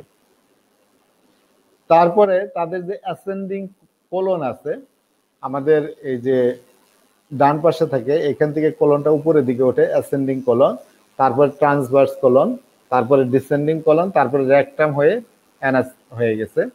তো অ্যাসেন্ডিং কোলনে তাদের আগুনের মতো জ্বালা, যেন ওখানে আগুন জ্বলতেছে, এরকম একটা জ্বালা থাকে।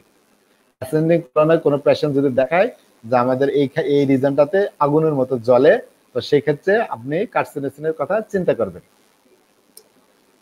তারপরে হচ্ছে রেকটামের প্রোলাপস। রেকটামের প্রোলাপস কথা মনে হইলে আমাদের পর্টোফাইলেমের কথা মনে হয়। তো রেকটামের প্রোলাপস যদি হয়, এবং সেক্ষেত্রে কার্সিনোসিনের কথা চিন্তা করবেন। এবং আমাদের যে লিটারেচার আছে, বইগুলো আছে, সেখানে অনেক কিউট কেসের কথা বলা আছে, যে রেকটাল প্রোলাপস এই কার্সিনোসিন খেয়ে ভালো হয়ে গেছে। কনস্টিপেশন, কোষ্ঠকাঠিন্য, ইনঅ্যাক্টিভিটি অফ দ্য কোলন, কোলনের নিষ্ক্রিয়তা থাকে। Constipation with very little desire, অনেক সময় দেখা যায় যে তাদের পায়খানা হচ্ছে না কনস্টিপেশন, কিন্তু তাদের কোনো পায়খানার বেগ নাই ওপিএম এর মতো, অথবা তারা এই লিটল ডিজায়ার টু পাস স্টুল, তাদের সামান্য পরিমাণে এই স্টুল পাস হয়। দেখা যায় যে টু পাস স্টুল বাট মাস প্ল্যাটাস, পায়খানা করার বসলে তাদের স্টুল বেশি বের হয় না, প্রচুর পরিমাণে গ্যাস বের হয়, প্রচুর পরিমাণে গ্যাস বের হয়। অ্যালোর এরকম একটা লক্ষণ আছে, রোগী মনে হয় এক্ষুনি পায়খানা বেরিয়ে যাবে, পায়খানায় দৌড়ায়, যাওয়ার পরে পায়খানার থেকে অনেক পরিমাণ গ্যাস বেরিয়ে যায় এরকম। তো এই ওষুধের মধ্যে আমরা এটা দেখতে পাই, প্রচুর পরিমাণে গ্যাস তার পায়খানার সাথে ফ্ল্যাটাস বের হয়, বায়ু বের হয়। Anxiety or anticipation are felt in the pit of the stomach or the epigastrium, তাদের যে ইপিগ্যাস্ট্রিয়াম আছে এইখানেই তারা দুশ্চিন্তা অনুভব করে, কারণ ওইখানে আমাদের সোলার প্লেক্সাস আছে। তো তার উপরে এটার একটা ক্রিয়া আছে যে কোনো ভয় ভীতি পেলে সেই ভয়টা যেন এখান থেকেই উঠতেছে, এখানেই তাদের একটা অ্যাংজাইটি ফিল করে তারা।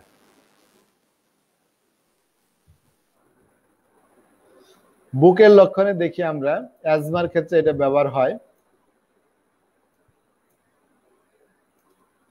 অ্যাজমার ক্ষেত্রে ব্যবহার হয় যাদের বারবার ব্রঙ্কাইটিসের সমস্যা হয়, একদম শৈশবকালে যারা অ্যাজমা হয়, এবং দেখা যায় যে তাদের যারা সিভিয়ার ভয় পাইছিল, মারাত্মক কোনো রোগী ভয় পাইছিল, ওপিএম এর মধ্যে আমরা যেটা দেখি এখন এটি দেখি, তো রোগী বলবে যে প্রচন্ড ভয় পেয়েছিল কোনো একটা কারণে, ভয়ের পরের থেকে বাচ্চার শ্বাসকষ্ট শুরু হয়েছে, এবং সমুদ্রে পাড়ে গেলে তার অ্যাজমা হয়তো কমবে হয়তো বাড়বে, দুইটার একটা হবে।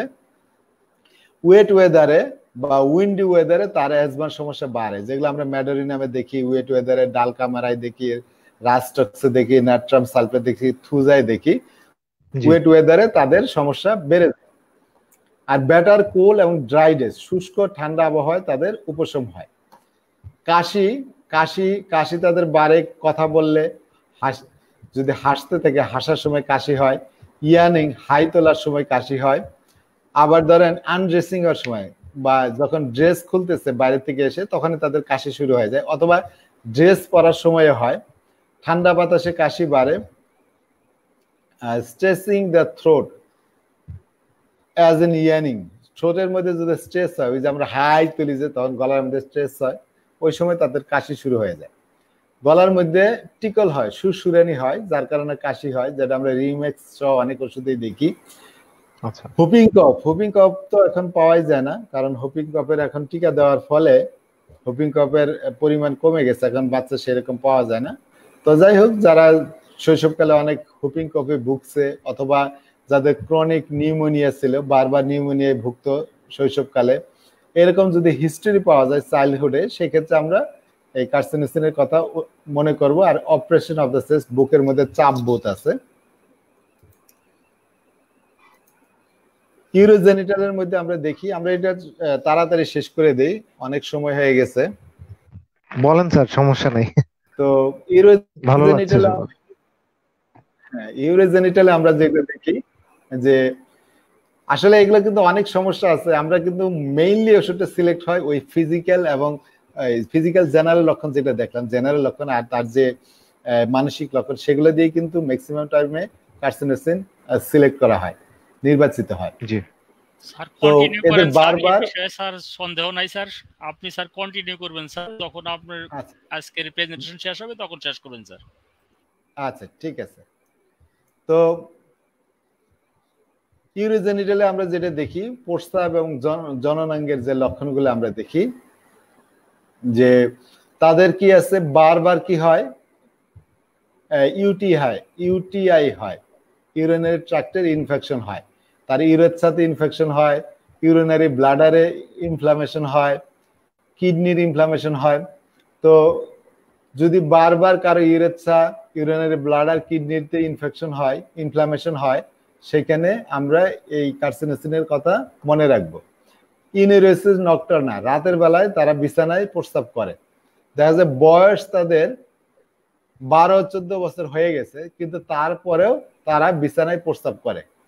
এটা যে ডাক্তার এই কথাটা করছেন, ক্লিনিক্যালি ভেরিফাই করছেন, কোকেলেনবার্গ। তিনি দেখেছেন যে বাচ্চারা বিছানায় প্রস্রাব করে এবং বয়স 12 বছর 14 বছর হয়ে গেছে, এখনো তাদের বিছানায় প্রস্রাব করার হ্যাবিটটা রয়ে গেছে। তাদের সেক্স ড্রাইভ, যৌন ইচ্ছা, যৌন তাড়নাটা খুব বেশি থাকে এবং খুব অল্প বয়সে তারা, খুবই অল্প বয়সে তারা মাস্টারবেশন করতে শিখে, খুবই অল্প বয়সে মাস্টারবেশন করতে শিখে, যেটা আমরা ম্যাডোরিনাম ওষুধে পাই। আর মহিলাদের ক্ষেত্রে মাস্টারবেশন করতে শিখে একদম 3-4 বছর বয়সের মেয়েরাই, শিশু বাচ্চারাই মাস্টারবেশন করতে শিখে ফেলে, সেটা আমরা অরিগ্যানাম ওষুধের মধ্যে আমরা দেখতে পাই। তো ঘন ঘন মাস্টারবেশনের ইতিহাস আমরা দেখি এবং খুব শৈশবকালে তারা মাস্টারবেশন করতে শিখে। ডিসমেনোরিয়া, মহিলাদের বাদক ব্যথা, প্রথম দিন, ফার্স্ট ডে অফ মেন্সেস, প্রথম দিনটা মেন্সে তাদের অত্যাধিক ব্যথা করে, প্রথম দিন মাসিকে তাদের অত্যাধিক ব্যথা করে। তো ব্যথার চোট এসে এরকম ব্যান্ডিং ডাবল হয়ে যায়, সামনের দিকে এরকম দ্বিভাস হয়ে যায়। ম্যাকফস, কলোসিন এই ওষুধের মধ্যে আছে যে দ্বিভাস হওয়া ব্যথায়, এবং ব্যথার চোটে তাদের ঘাম হয়ে যায়, শরীরে ঘামে। তো লোয়ার ব্যাক, আমাদের পিঠের যে নিচের অংশে, সেই ল ব্যাকে ওইখানে এক্সট্রিম প্রেসার ফিল করে এবং মেন্সের সময়। তারপরে রিজেম্বলিং লেবার, মানে এই ব্যথাটা এমন ব্যথা মনে হয় যেন ওই যে প্রসব ব্যথার যেরকম ব্যথা সেই টাইমের সেই ধরনের ব্যথা হয়, যেন কোনো কিছু নিচের দিকে নেমে আসতেছে। সামটাইমস স্কিপিং হার এওয়াক, এই সমস্যাটার কারণে সে দেখা যায় যে সারা রাত পর্যন্ত জেগে থাকে। তারপরে যখনই তার মেন্স শুরু হয় তার আগে আগে তার বমি বমি ভাব হয়, বমিটিংও হয়, এগুলো হচ্ছে প্রি মেনস্ট্রুয়াল সিমটমস। তো মেন্সের আগে তাদের বমি বমি ভাব হয়, বিমৃষা হয় এবং বমিও করে। যদি কোনো পেশেন্ট দেখেন মেন্সের আগে খুব বমি ভাব, খুব বমি করে, রেপার্টরিতে তো অনেক ওষুধ আছে, কার্সিনোসিনও তার মধ্যে একটা। Swelling and pain in the Mamy before menses, এটাও একটা প্রি মেনস্ট্রুয়াল সিমটমস। তো মেন্সের আগে অনেকেরই ব্রেস্টটা ফুলে যায় এবং ব্রেস্টে ব্যথা হয়। তো বিগিনিং ইন মিড সাইকেল, তো অনেক সময় তাদের অনেক সময় এরকম ব্লিডিংও হয় যে একটা সাইকেল, যে সাধারণত আমরা দেখি 28 দিনের সাইকেল হয় মেন্সের, 28 দিন পর পর তাদের মেনস্ট্রুয়াল সাইকেলটা আসে। অনেকে দেখা যায় মেনস্ট্রুয়েশন তাদের মধ্যবর্তী সাইকেলের মধ্যবর্তী টাইমেই শুরু হয়ে গেছে। আর আমরা এইখানে যে কথাটা বললাম সেটা হলো যে তাদের যে এই যে মেনস্ট্রুয়াল এর আগে, মেন্সের আগে যে ব্রেস্টে যে পেইন হয়, সোয়েলিং হয়, এটা দেখা যায় যে এই যে মিড সাইকেল, ধরেন মাসিক শুরু হবে এর 14 দিন 15 দিন আগের থেকেই তাদের ব্রেস্টগুলো ফুলা শুরু করে, ব্রেস্টের মধ্যে ব্যথা হওয়া শুরু হয়। তো প্রি মেনস্ট্রুয়াল সিনড্রোম, এগুলো হলো সবই প্রি মেনস্ট্রুয়াল সিনড্রোম। এর মধ্যে কি হয়, অনেকের পেট, সেখানে পেট ফাঁপাও ধরে থাকে, অনেকে সেই সময় দুশ্চিন্তাগ্রস্ত হয় মাসিকের আগে, অনেকে ভীত হয়ে পড়ে। তো এই ধরনের প্রি মেনস্ট্রুয়াল সিনড্রোম কার্সিনোসিনের পেশেন্টের মধ্যে আছে। কারো যদি বারবার ওভারিয়ান সিস্ট হয়, কারো যদি বারবার ওভারির সিস্ট হয়, ওভারের সিস্টের মধ্যে কার্সিনোসিন একটা বড় মেডিসিন। বারবার ওই যে পলিসিস্টিক কিডনি ডিজিজ আছে, সেখানেও কার্সিনোসিনের ব্যবহার আছে। তবে এই ওষুধের ডান পাশের সিস্ট হওয়ার প্রবণতা বেশি থাকে, ডান পাশে সিস্ট হওয়ার প্রবণতা বেশি থাকে। এপিসমেলে মনে হয় ডান পাশে আছে, আর থুজাই মনে হয় বাম পাশে। তো যাই হোক, ডান পাশে সিস্ট হয়, বারবার সিস্ট হয়। তারপরে এই সিস্টের ব্যথার কারণে তাদের যে থাই আছে, উরু, সেই উরুগুলাতেও তাদের অবশতা আসে, পেইন, নাম্বিং পেইন, এমন পেইন হয় যে উরুগুলাও অবশ হয়ে যায়। ফাইব্রয়েড ইউটেরাস, জরায়ুতে ফাইব্রয়েড টিউমার হয়, এন্ডোমেট্রিওসিস হয়, এন্ডোমেট্রিওসিস হয়। আমরা জানি এন্ডোমেট্রিয়াম হলো জরায়ুর একদম ভিতরের লেয়ার। আমাদের জরায়ুতে 3টা লেয়ার আছে, সবার ভিতরের লেয়ারটা হলো এন্ডোমেট্রিয়াম। তো এন্ডোমেট্রিয়ামটাই কি হয়, মেন্সের সময় ওইখান থেকে ব্লিডিং হয়, আমাদের মেন্সের সময় এন্ডোমেট্রিয়াম থেকে ব্লিডিং হয়। অনেকের দেখা যায় ওই এন্ডোমেট্রিয়ামে যে ধরনের টিস্যু থাকে, একই ধরনের টিস্যু ওই জরায়ুর বাইরেও দেখা দেয়। অনেকের ওভারিতে হয় ওই এন্ডোমেট্রিয়াল টিস্যু, অনেকের ইউটেরাইন টিউবে হয়, তো পেলভিসের বিভিন্ন জায়গায় হইতে পারে। তো এই এন্ডোমেট্রিয়াল টিস্যু যদি জরায়ুর বাইরে হয় তাহলে একটা প্রবলেম হয়। কি প্রবলেম? মিন্সের সময় আমরা জানি ওই এন্ডোমেট্রিয়াল লেয়ার থেকে ব্লিডিং হয়। তো যদি একই ধরনের টিস্যু ওই জরায়ুর বাইরে থাকে তাহলে ওই মিন্সের সময় একই সময় তাদের ওই সমস্ত টিস্যু থেকেও ব্লিডিং হয়। যদি কারো ওভারিতে ধরেন এই এন্ডোমেট্রিয়াল টিস্যু থাকে তাহলে মেন্সের সময় ওই ওভারি থেকেও তাদের ব্লিডিং হবে। কিন্তু জরায়ুর ব্লিডিং তো বের হওয়ার রাস্তা আছে, কিন্তু এই ওভারি যেটা আমাদের ডিম্বাশয় সেখানে যে রক্তক্ষরণটা হয় সেটা বের হওয়ার তার রাস্তা নাই, সেটা এক জায়গায় জমে থাকে, একসময় জমে জমে সেগুলা জমাট বাঁধা হয়ে চকলেট আকার ধারণ করে, চকলেটের মতো কালার ধারণ করে। ওই ধরনের সিস্টকে বলে এন্ডোমেট্রিয়াল সিস্ট অথবা চকলেট সিস্ট বলে। চকলেট সিস্ট খুবই পেইনফুল হয় এবং অনেক ক্ষেত্রে এই চকলেট সিস্টের কারণে বন্ধ্যাত্ব দেখা দেয়। তো ক্রনিক মাস্টাইটিস আছে, এই ব্রেস্টের যে প্রদাহ সেটাকে মাস্টাইটিস বলে, ক্রনিক মাস্টাইটিস আছে তার। এই ছিল ইউরোজেনিটালের লক্ষণ। কি দেখলাম? বারবার ইউটিআই হয়, ইউরিনারি ট্র্যাক্টে ইনফেকশন হয়, রাতের বেলা বয়স বাড়ার পরেও তাদের বিছানায় প্রস্রাব করে, সেক্স ড্রাইভ বেশি, তারা খুব অল্প বয়সেই মাস্টারবেশন করা শিখে ফেলে এবং ঘন ঘন মাস্টারবেশন করে। মহিলাদের ডিসপোনিয়ার প্রথম দিন খুবই পেইন হয়, ব্যথার চোটে পেশেন্ট দিবাস হয়ে পড়ে, ব্যথার চোটে তাদের ঘাম হয়, তারপরে কোমর ব্যথাও করে, লেবার যেরকম পেইন প্রসব ব্যথার মতো ব্যথা করে, তারপরে তাদের মিন্স শুরু হওয়ার আগে আগে তাদের বমি বমি ভাব হয়, বিবমিশা হয়, ব্রেস্ট গুলা ফুলে যায়, ব্রেস্টে পেইন হয়, তাদের এই মিন্সের আগে পেট ফাঁপা হয়, তারা উদ্বিগ্ন হয়ে পড়ে, ফিয়ারফুল হয়, তাদের বারবার সিস্ট হয়, ওভারিয়ান সিস্ট, বিশেষ করে ডান পাশে, এবং এই কারণে যদি ব্যথা হয় সেটা উরু পর্যন্ত ব্যথা যায় এবং অবশ হয়ে যায়। এবং ফাইব্রয়েড ইউটেরাসের ব্যবহার আছে, এন্ডোমেট্রিয়াসিসের মধ্যে ব্যবহার আছে, বারবার ব্রেস্টের প্রদাহ হয়। এক্সট্রিমিটিসে আমরা দেখি যদি যে তাদের এই যে থাইয়ের মধ্যে তাদের একটা উইকনেস আছে, থাইগুলো উইক থাকে, এখানে নামনেস থাকে। থাই তো বোঝেন উরু, আমাদের উরুতে উইকনেস থাকে, এখানে নামনেস থাকে, এখানে পেইন হয়। এটা শরীরের হাত পায়ের যে কোনো জায়গায় হইতে পারে, তো বিশেষ করে থাইতে তাদের এরকম পেইন হয়। তার মাংসপেশি গুলার সংকোচন প্রশন হয়, খিচুনি হয়, যে এক জায়গায় একটা মাংসপেশি খিচুনি হচ্ছে, হ্যাঁ, এক জায়গায় কাঁপতেছে, এরকম। এটা বিশেষ করে থাইয়ে হয়, আর্মে হয়।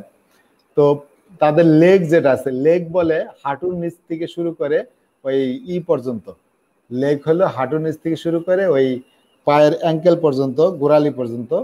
তো এই হলো লেগ। তো লেগের মধ্যে ব্যথা হয়, সেটা গরমে উপশম হয়।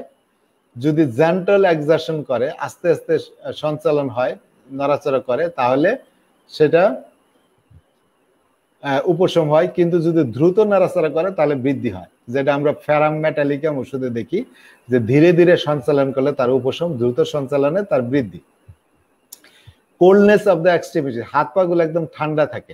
ওয়ার্স ফ্রম ড্রপ অফ এয়ার, বাতাসের জাপটায় হাত পায়ের ঠান্ডা আরো বেড়ে যায়।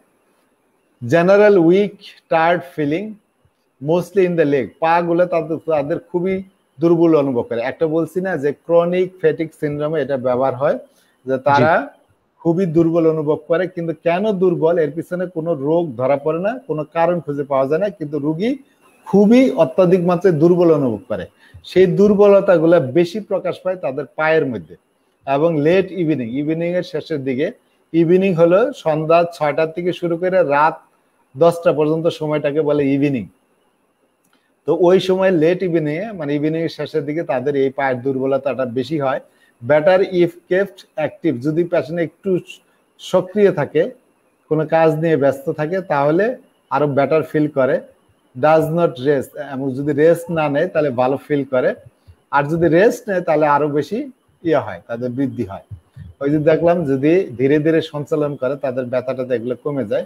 সেরকম যদি সে অ্যাক্টিভ থাকে তাহলে তাদের এই উইকনেসটা কম থাকে। আর better also after a short sleep, ওই যে বললাম যে একটা ছোটখাটো একটা ঘুম দিতে পারলেই সে তার এগুলা, এই পায়ের দুর্বলতা এগুলা থেকে উপশম পায়। পায়ের গোড়ালি তাদের খুব দুর্বল থাকে, গোড়ালি খুবই দুর্বল থাকে। তো স্লিপ, ঘুমের অবস্থাটা দেখি, এটা একটা গুরুত্বপূর্ণ, বিশেষ করে ঘুমের পজিশনটা।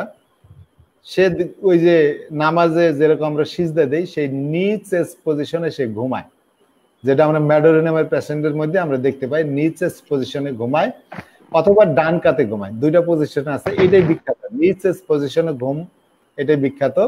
রাইট সাইডেও ঘুমায়। তো আর হলো তাদের ঘুম হয় না দীর্ঘদিন ধরে, তারা অনিদ্রায় ভোগে, নিদ্রাহীনতায় ভোগে, obstinate, takes a long time to fall sleep, তাদের ঘুমের সময় অনেক সময় লাগে, ঘুমাই পড়তে তাদের অনেক টাইম লাগে, তারা টায়ার্ড ফিল করে, but mind must too active to fall slip.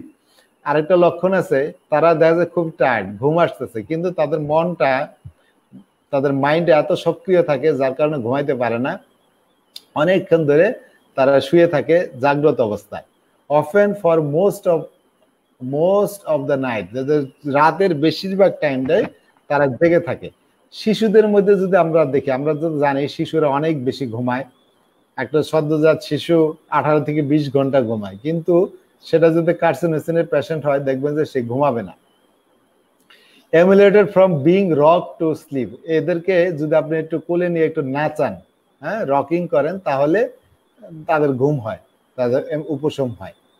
Walking early, তারা খুব খুব ভোরবেলায় জেগে ওঠে, রাত 4টার দিকেই জেগে ওঠে, এবং স্বল্প একটা ঘুম দিতে পারে, শর্ট ন্যাপ, স্বল্পকালীন যদি একটা ঘুম দিতে পারে, তারা খুব ফ্রেশ, খুব টায়ার্ড হচ্ছে, হাত পা গুলো খুব টায়ার্ড লাগতেছে, যদি স্বল্পকালীন একটু ঘুম দিতে পারে, ঘুম থেকে ওঠার পরে পুরা চাঙ্গা, আবার পুরা রিফ্রেশ হয়ে যায় তাদের। স্বপ্নের মধ্যে তারা কি দেখে? স্বপ্নের মধ্যে তারা কাউকে খোঁজে, স্বপ্নের মধ্যে কি খোঁজে? একজনটা খুঁজতেছে, স্বপ্নের মধ্যে খুঁজে বেড়ায়। তারপরে আর কাছে ফেইলিং টু ফাইন্ড দেম, কোনো কিছু খোঁজে কিন্তু খুঁজে পায় না, তাই স্বপ্নের মধ্যে কোন একটা বিষয় তারা খুঁজতেছে কিন্তু খুঁজে আর পায় না, এরকম তারা স্বপ্ন দেখে।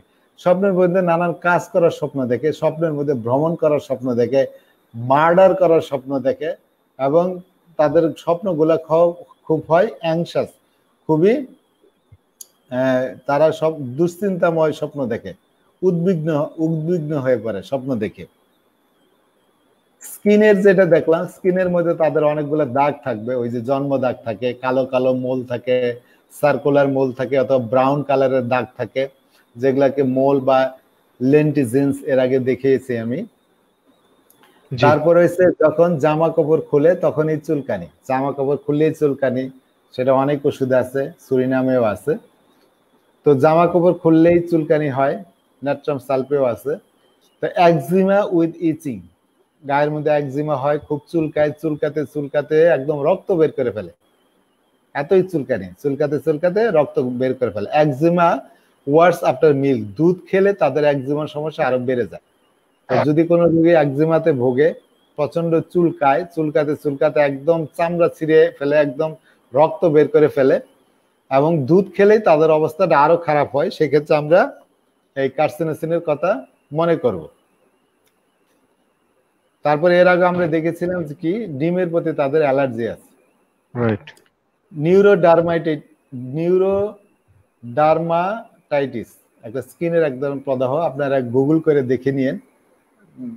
স্কিনটা থাকে রাফ এবং ড্রাই স্কিন থাকে, মুখের মধ্যে অনেক ব্রণ হয়, মুখেও হয়, বুকের মধ্যেও হয়, পিঠের মধ্যে হয়, অনেক ব্রণ হয় তাদের, এবং তাদের শরীরে বারবার এই ফোড়া ওঠার একটা টেন্ডেন্সি থাকে। যে কোনো ক্ষতই, তাদের শরীরে কোনো ক্ষত হইলেই সেটা, বা কোনো আলসার হইলে, ঘা হইলে, সেগুলা আঘাত পেয়ে ধরেন কোথাও ক্ষত হয়েছে, ছিঁড়ে গেছে, সেগুলো আর সহজে শুকায় না, বা কোনো একটা ঘা হয়েছে সেটা আর সহজে শুকায় না, যেটা আমরা সুরিনাম, সাইলিশিয়া বিভিন্ন ওষুধে দেখি। অ্যাক্কাইমোসিস হলো ত্বকের নিচে যে ব্লাড ভেসেল গুলো আছে সেগুলা ছিঁড়ে যায় এবং সেখানে ব্লিডিং হয়, কালশিরা পড়ে, স্কিনের নিচে কালশিরা পড়ে। অ্যাক্কাইমোসিসের ক্ষেত্রে আমরা তো আর্নিকা ওষুধটাকে খুব বেশি ব্যবহার করি, আর্নিকা ওষুধটা, তো এই ওষুধটাও অ্যাক্কাইমোসিসের ক্ষেত্রে আমরা চিন্তা করব। তারপরে warts have repeatedly being cured by carcinosin, তো on the lips, on the abdominal skin, on the sole of the feet. তাহলে কার্সিনোসিন দিয়ে বারবার মানে অনেক ডাক্তারই অনেক ধরনের এই আচিল ভালো করেছেন, রিপিটেডলি এটা ভেরিফাইড হয়েছে। বিশেষ করে কোথাকার আচিল যেটা আপনার ঠোঁটের মধ্যে হয়, ঠোঁটের মধ্যে আচিল হয়, অথবা অ্যাবডোমিনের স্কিনের মধ্যে আচিল হয়, অথবা পায়ের তলায় আচিল হয়। পায়ের নিচে যেখানে আচিল হয়, ঠোঁট, পেটের স্কিন এবং পায়ের তলার সোলের মধ্যে যদি আচিল হয়, সেক্ষেত্রে আমরা এই ওষুধটা চিন্তা করব। তাহলে এইগুলা গুরুত্বপূর্ণ। গায়ের মধ্যে অনেক দাগ থাকবে, জন্ম দাগ, কালো কালো ব্রাউন স্পট থাকবে, কালো কালো গোলাকার তিলক থাকবে এর মধ্যে। আর জামা কাপড় খুললেই চুলকানে, তার যে একজিমা এত বেশি চুলকায়, চুলকাতে চুলকাতে রক্ত বের করে ফেলে, দুধ খেলে অবস্থা আরো বেশি হয়। নিউরোডার্মাটাইটিস আছে, এটা আপনারা একটু দেখে নিন করে। জি আচ্ছা, একনি আছে, মুখের মধ্যে অনেক ব্রণ ওঠে, পিঠে বুকের মধ্যে ব্রণ ওঠে, বারবার ফোড়া ওঠার প্রবণতা, যে কোনো ক্ষত সেটা সহজে শুকায় না, একটাই মাসে কালশিরা দাগ পড়ে। তারপরে এসে আচিল, এই ওষুধ দিয়ে ভালো হওয়ার অনেক রেকর্ড আছে। তাহলে এত যত কথাই বললাম, তো এর মধ্যে ডক্টর ফুবিস্টার, যিনি এই ওষুধটাকে খুব বেশি ব্যবহার করেছেন এবং এই ওষুধটাকে অনেক বেশি ডেভেলপ করেছেন, ডক্টর ফুবিস্টার কিছু বৈশিষ্ট্যের কথা খুব জোর দিয়েছেন। এবং সেক্ষেত্রে যে সমস্ত বৈশিষ্ট্য দিয়ে আমরা রোগীদের মধ্যে যদি এই সমস্ত বৈশিষ্ট্যগুলো পাই, সেক্ষেত্রে একটা বা কয়েকটা বৈশিষ্ট্য যদি আমরা রোগীর মধ্যে পাই, তাহলে সেক্ষেত্রে আমরা কার্সিনোসিনের কথা চিন্তা করব। সেক্ষেত্রে কার্সিনোসিন দিলে এই সমস্ত বৈশিষ্ট্য একটা বা দুইটা যদি থাকে, তাহলে কার্সিনোসিন দিলে আপনি সাকসেসফুল হবেন, রোগী আরোগ্য করতে পারবেন। সেই বৈশিষ্ট্যগুলো কি? ডক্টর ফুবিস্টারের মতে যে ফ্যামিলি হিস্টোরি দেখবেন, যে ফ্যামিলিতে ক্যান্সার হওয়ার প্রবণতা, অনেকগুলা ক্যান্সার একই ফ্যামিলিতে আছে, একই ফ্যামিলিতে যাদের ক্যান্সার হওয়ার প্রবণতা দেখা যায়, যে বাবার ক্যান্সার ছিল, সন্তানদের মধ্যে ক্যান্সার আছে, অথবা চাচাদের মধ্যে ক্যান্সার, ফুফুদের মধ্যে ক্যান্সার, এরকম অনেক ফ্যামিলিতে পাবেন। দুই চাচার ক্যান্সার মারা গেছে, এক ফুফু মারা গেছে, তো এরকম পাওয়া যায়। তো দেখা যায় যে ফ্যামিলিতে অনেক ক্যান্সারের হিস্টোরি, বা ফ্যামিলিতে ডায়াবেটিস, অনেকের ডায়াবেটিস, ফ্যামিলিতে অনেক টিউবারকুলোসিস, পার্নিসাস অ্যানিমিয়া, এক ধরনের অ্যানিমিয়া মারাত্মক, তো বা এই ধরনের হিস্ট্রি যদি পান, অথবা কম্বাইন পান, যে একই সাথে ফ্যামিলিতে ক্যান্সারের হিস্ট্রি আছে, আবার ডায়াবেটিসের হিস্ট্রিও আছে, ফ্যামিলিতে দুইজনের ক্যান্সার আছে, তিনজনের টিবি আছে, তো এই ধরনের হিস্ট্রি যদি পান, তাহলে সেক্ষেত্রে আপনি সাকসেসফুলি কার্সিনোসিন প্রেসক্রাইব করতে পারেন। আচ্ছা, অথবা পেশেন্টের যদি এরকম হিস্টরি পান যে সে শৈশবকালে সে এই সিভিয়ার কিছু ইনফেকশাস ডিজিজে ভুগছে, বিশেষ করে হুপিং কফ এবং অন্যান্য অনেক ধরনের শৈশব, একদম ছোটবেলায় তার অনেকগুলা ইনফেকশাস ডিজিজ, তার হাম হয়েছিল, ধরেন হুপিং কফ হয়েছিল, বিশেষ করে ধরেন সেই মারাত্মক ডায়রিয়ায় ভুগছিল। তো ছোটবেলায় যারা অনেক ধরনের ইনফেকশনে ভোগে, সেই ক্ষেত্রে আমরা এই ওষুধটার কথা মাথায় আনবো, এবং এই ওষুধটা ওই ধরনের হিস্ট্রি পেলে আমরা ব্যবহার করার চেষ্টা করব। তারপরে সমুদ্রের পাড়ে গেলেই তার সবকিছু বৃদ্ধি হবে অথবা ইমপ্রুভ হবে, দুইটার একটা হবে। তাদের খাবারের ইচ্ছা, একটা বৈশিষ্ট্য হলো তাদের যে কোনো জিনিসে খুব ইচ্ছাও থাকে অথবা প্রবল অনিচ্ছা থাকে। হয় সে সল্ট, মিল্ক, লবণ খাবে, খুব পছন্দ করে, অথবা অপছন্দ করে, অথবা দুধ, ডিম, ফ্যাট, ফ্রুট এগুলো খুব পছন্দ করে অথবা অপছন্দ করে। আর ঘুমানোর সময় তার যে পজিশনটা নি এলবো পজিশনে থাকে, আমরা যে নামাজে যে সিজদা দেই, সেই অবস্থায় তারা ঘুমায়। আর আরেকটা বৈশিষ্ট্য আছে, এটা মাথায় রাখবেন, যদি দেখেন যে যে alumina, arsenic iod, bellis per, calcarea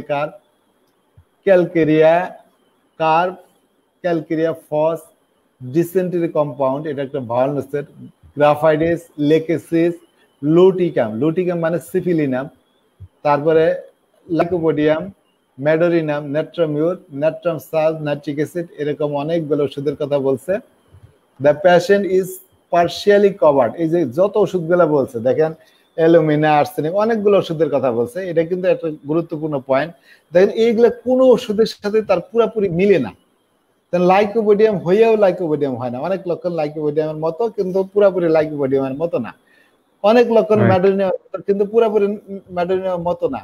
বা কিছু লক্ষণ ম্যাডোনিয়ামের মতো, কিছু লক্ষণ ন্যাট্রামিউরের মতো, কিছু লক্ষণ নাইট্রিক অ্যাসিডের মতো, কিছু লক্ষণ ধরেন পালসিটিলার মতো, কোন একটা একক ওষুধের মতো পুরোপুরি লক্ষণ তার মধ্যে মিলে না।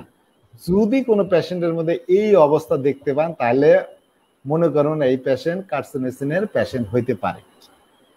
আচ্ছা, তাহলে কি হলো জিনিসটা, যে পার্শিয়ালি কভার করে, এই ওষুধগুলা আংশিকভাবে কভার করে। দেখা যায় 2টা বা 3টা ওষুধ আংশিকভাবে কভার করতেছে, পরিপূর্ণভাবে কোনো ক্লিয়ারলি কোন ওষুধের চিত্র আমরা রোগীর মধ্যে পাচ্ছি না, বা এই ধরনের ওষুধ আমরা ব্যবহার করছি, আংশিক প্রয়োগে মিলছে, তারপর ব্যবহার করছি, কয়েকটা ওষুধ ব্যবহার করছি, কিন্তু আমরা সেইভাবে সাফল্য পাচ্ছি না, রোগীর মধ্যে ওষুধটা সেভাবে কাজ করতেছে না, বা কাজ করলেও সেটা খুব শর্ট অ্যাকশন দেখাচ্ছে, মানে স্বল্প সময়ের মধ্যে একটু কাজ করতেছে, তারপরে যে অবস্থা সেই অবস্থায়।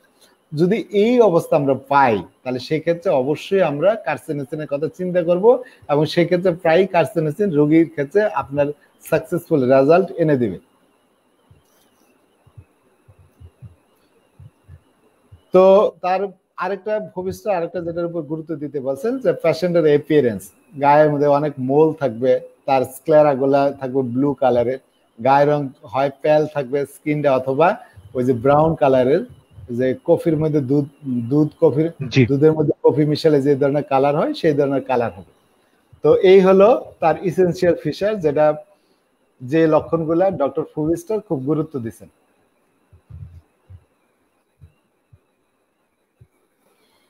কার্সিনোসিনের চাইল্ড, আসেন কার্সিনোসিনের চাইল্ড কেমন হয়। কার্সিনোসিনের চিলড্রেন তারা প্রায় মানে খুব সেন্সিটিভ হয়, খুব বেশি সংবেদনশীল হয়, আপনি একটু বকাঝকা করতে পারবেন না, তারা একটু বকা দিচ্ছেন তারা দেখা যায় সেতে মন খারাপ করে ফেলছে বা তার প্রতি খুব প্রতিক্রিয়া দেখাইছে, তারা খুব সিম্প্যাথেটিক হয়, বাচ্চারা খুব অপরের প্রতি খুব সিম্প্যাথি দেখায়, খুবই সহানুভূতিশীল হয় তারা, মেবি রেদার টিমিড, এবং অনেকটাই তারা ভীরু থাকে, ভীত থাকে। দেয়ার ওপেন, তারা খোলামেলা, easily wounded and can be suppressed, তারা মনটা থাকে তাদের ওপেন, তারা সহজেই তারা কি হয় আঘাতপ্রাপ্ত হয়, এবং সেইগুলা কি করে তারা প্রকাশ করে না, তো সেগুলো সব কি করে ক্যান বি সাপ্রেস, সবগুলো সাপ্রেস করে।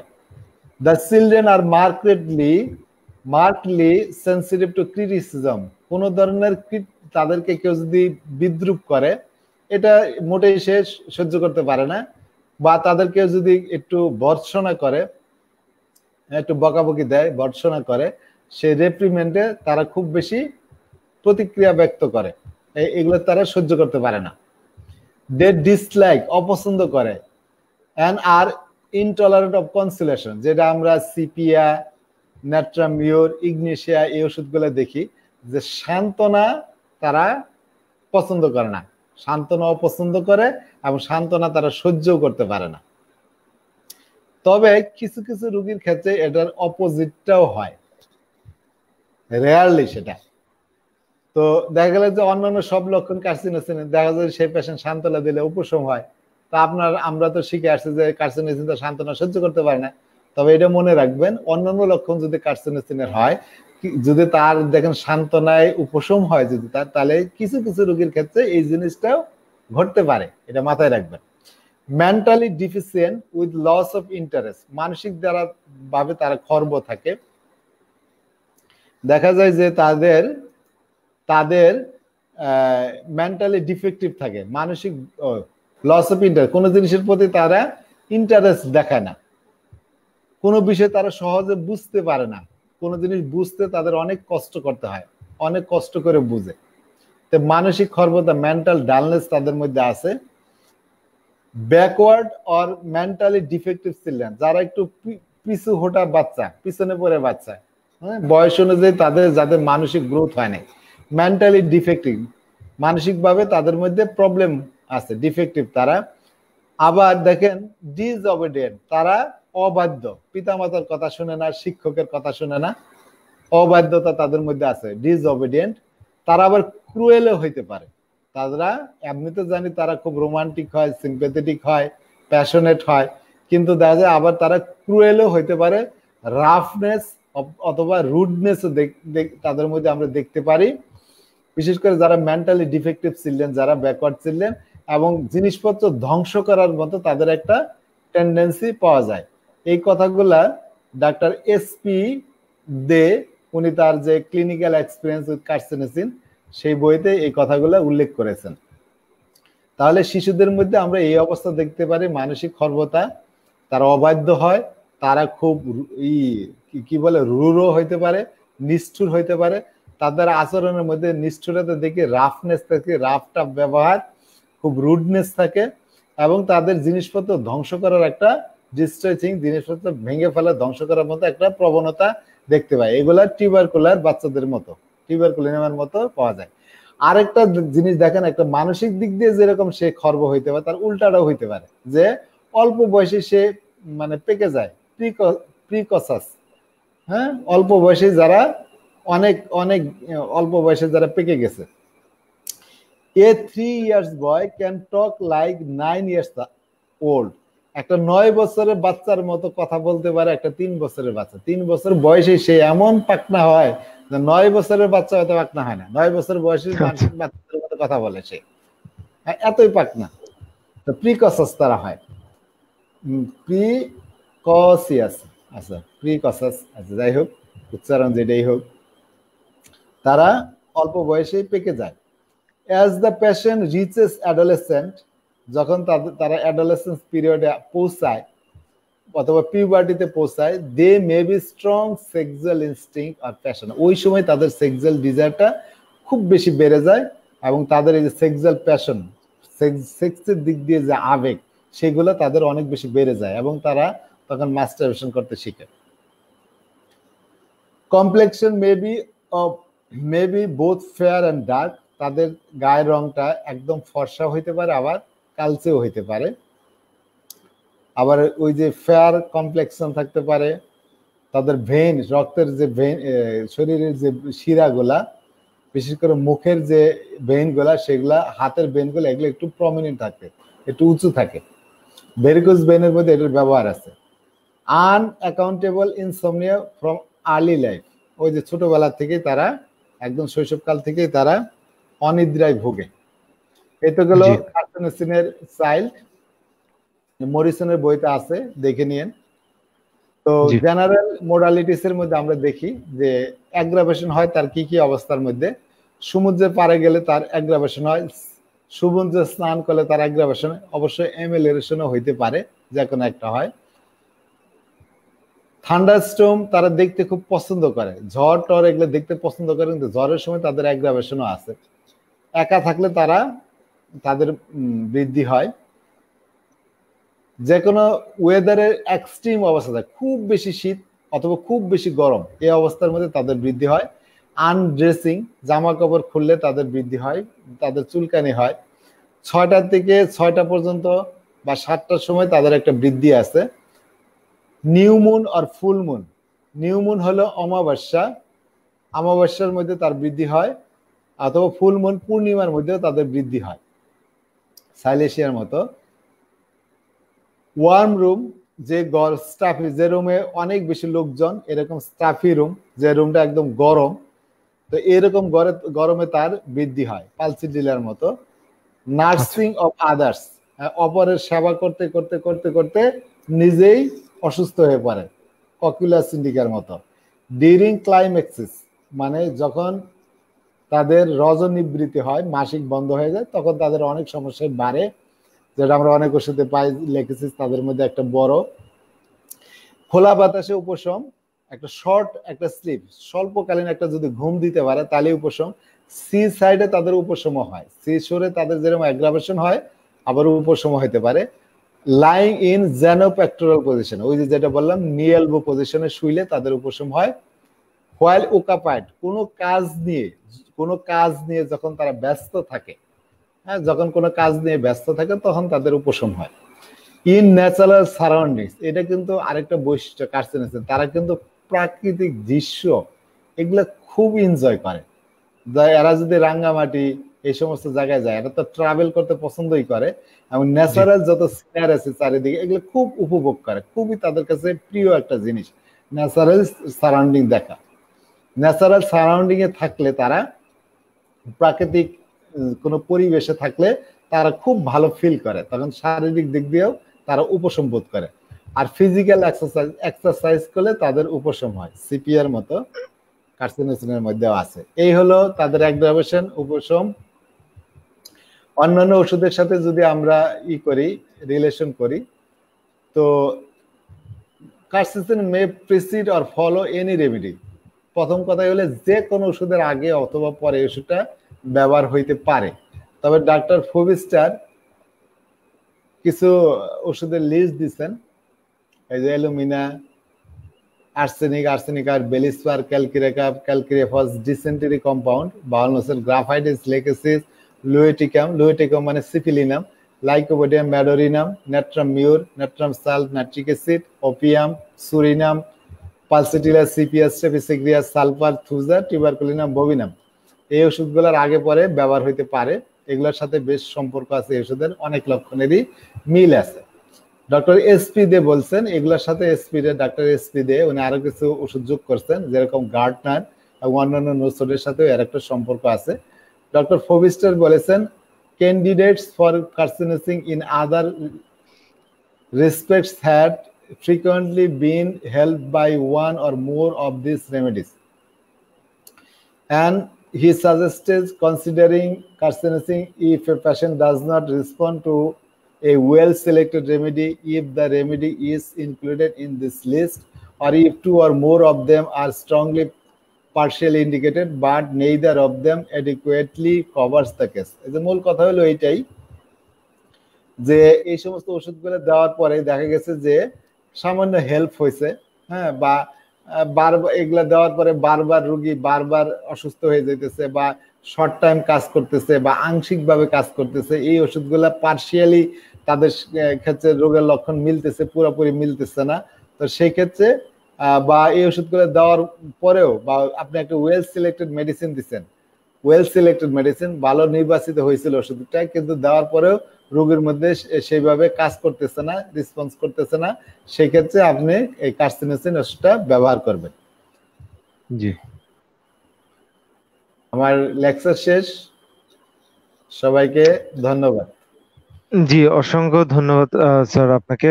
আপনি অত্যন্ত মূল্যবান আজকে যে কার্সিনোসিন নিয়ে অত্যন্ত মূল্যবান এই চিত্রটি তুলে ধরলেন, এবং আমরা আসলে কমেন্টের মাধ্যমে আসলে আমরা বুঝতে পেরেছি যে আসলে কতটা গুরুত্বপূর্ণ ছিল আজকে আপনার লেকচারটি। অনেকে আসলে অনেক কমেন্টস করেছে, যদিও আসলে আমরা কমেন্ট পড়তে গেলে অনেক সময় লাগবে, সেজন্য দর্শকদের কাছ থেকে আমি ক্ষমা চেয়ে নিচ্ছি যে আমরা পরবর্তীতে আমরা কমেন্টগুলো আমরা যদি উত্তর দেওয়ার প্রয়োজন হয় আমরা সেই উত্তর দেওয়ার চেষ্টা করব। আমরা আপাতত আমরা চলে যাচ্ছি যে আমাদের আজকে যে আমাদের আরেকজন অতিথি আছেন ডক্টর ইয়াকুব আলী সরকার স্যার, আমরা ওনার কাছে এখন জানতে চাইবো যে সমাপনী যদি উনি কিছু বক্তব্য উনি দেন এই কার্সিনোসিন সম্পর্কে বা আজকের এই প্রোগ্রাম সম্পর্কে কিছু বলেন। ডক্টর ইয়াকুব আলী স্যার, আমার কথা শুনতে পাচ্ছেন? জি জি, আসসালামু জি, আলাইকুম ওয়ালাইকুম আসসালাম ওয়া রাহমাতুল্লাহি ওয়া বারাকাতুহু। জি, আমাদের আজকের যিনি আলোচক তিনি অত্যন্ত প্রচার বিমুখ, তিনি কখনো আমাদের সম্মুখে আসতে চান না। উনি সবসময় গবেষণা করতে ভালোবাসেন, এই জন্য বাংলাদেশ আইন হোমিওপ্যাথিক ফোরামের তিনি গবেষণা বিষয়ক উপদেষ্টা হিসাবে রয়েছেন।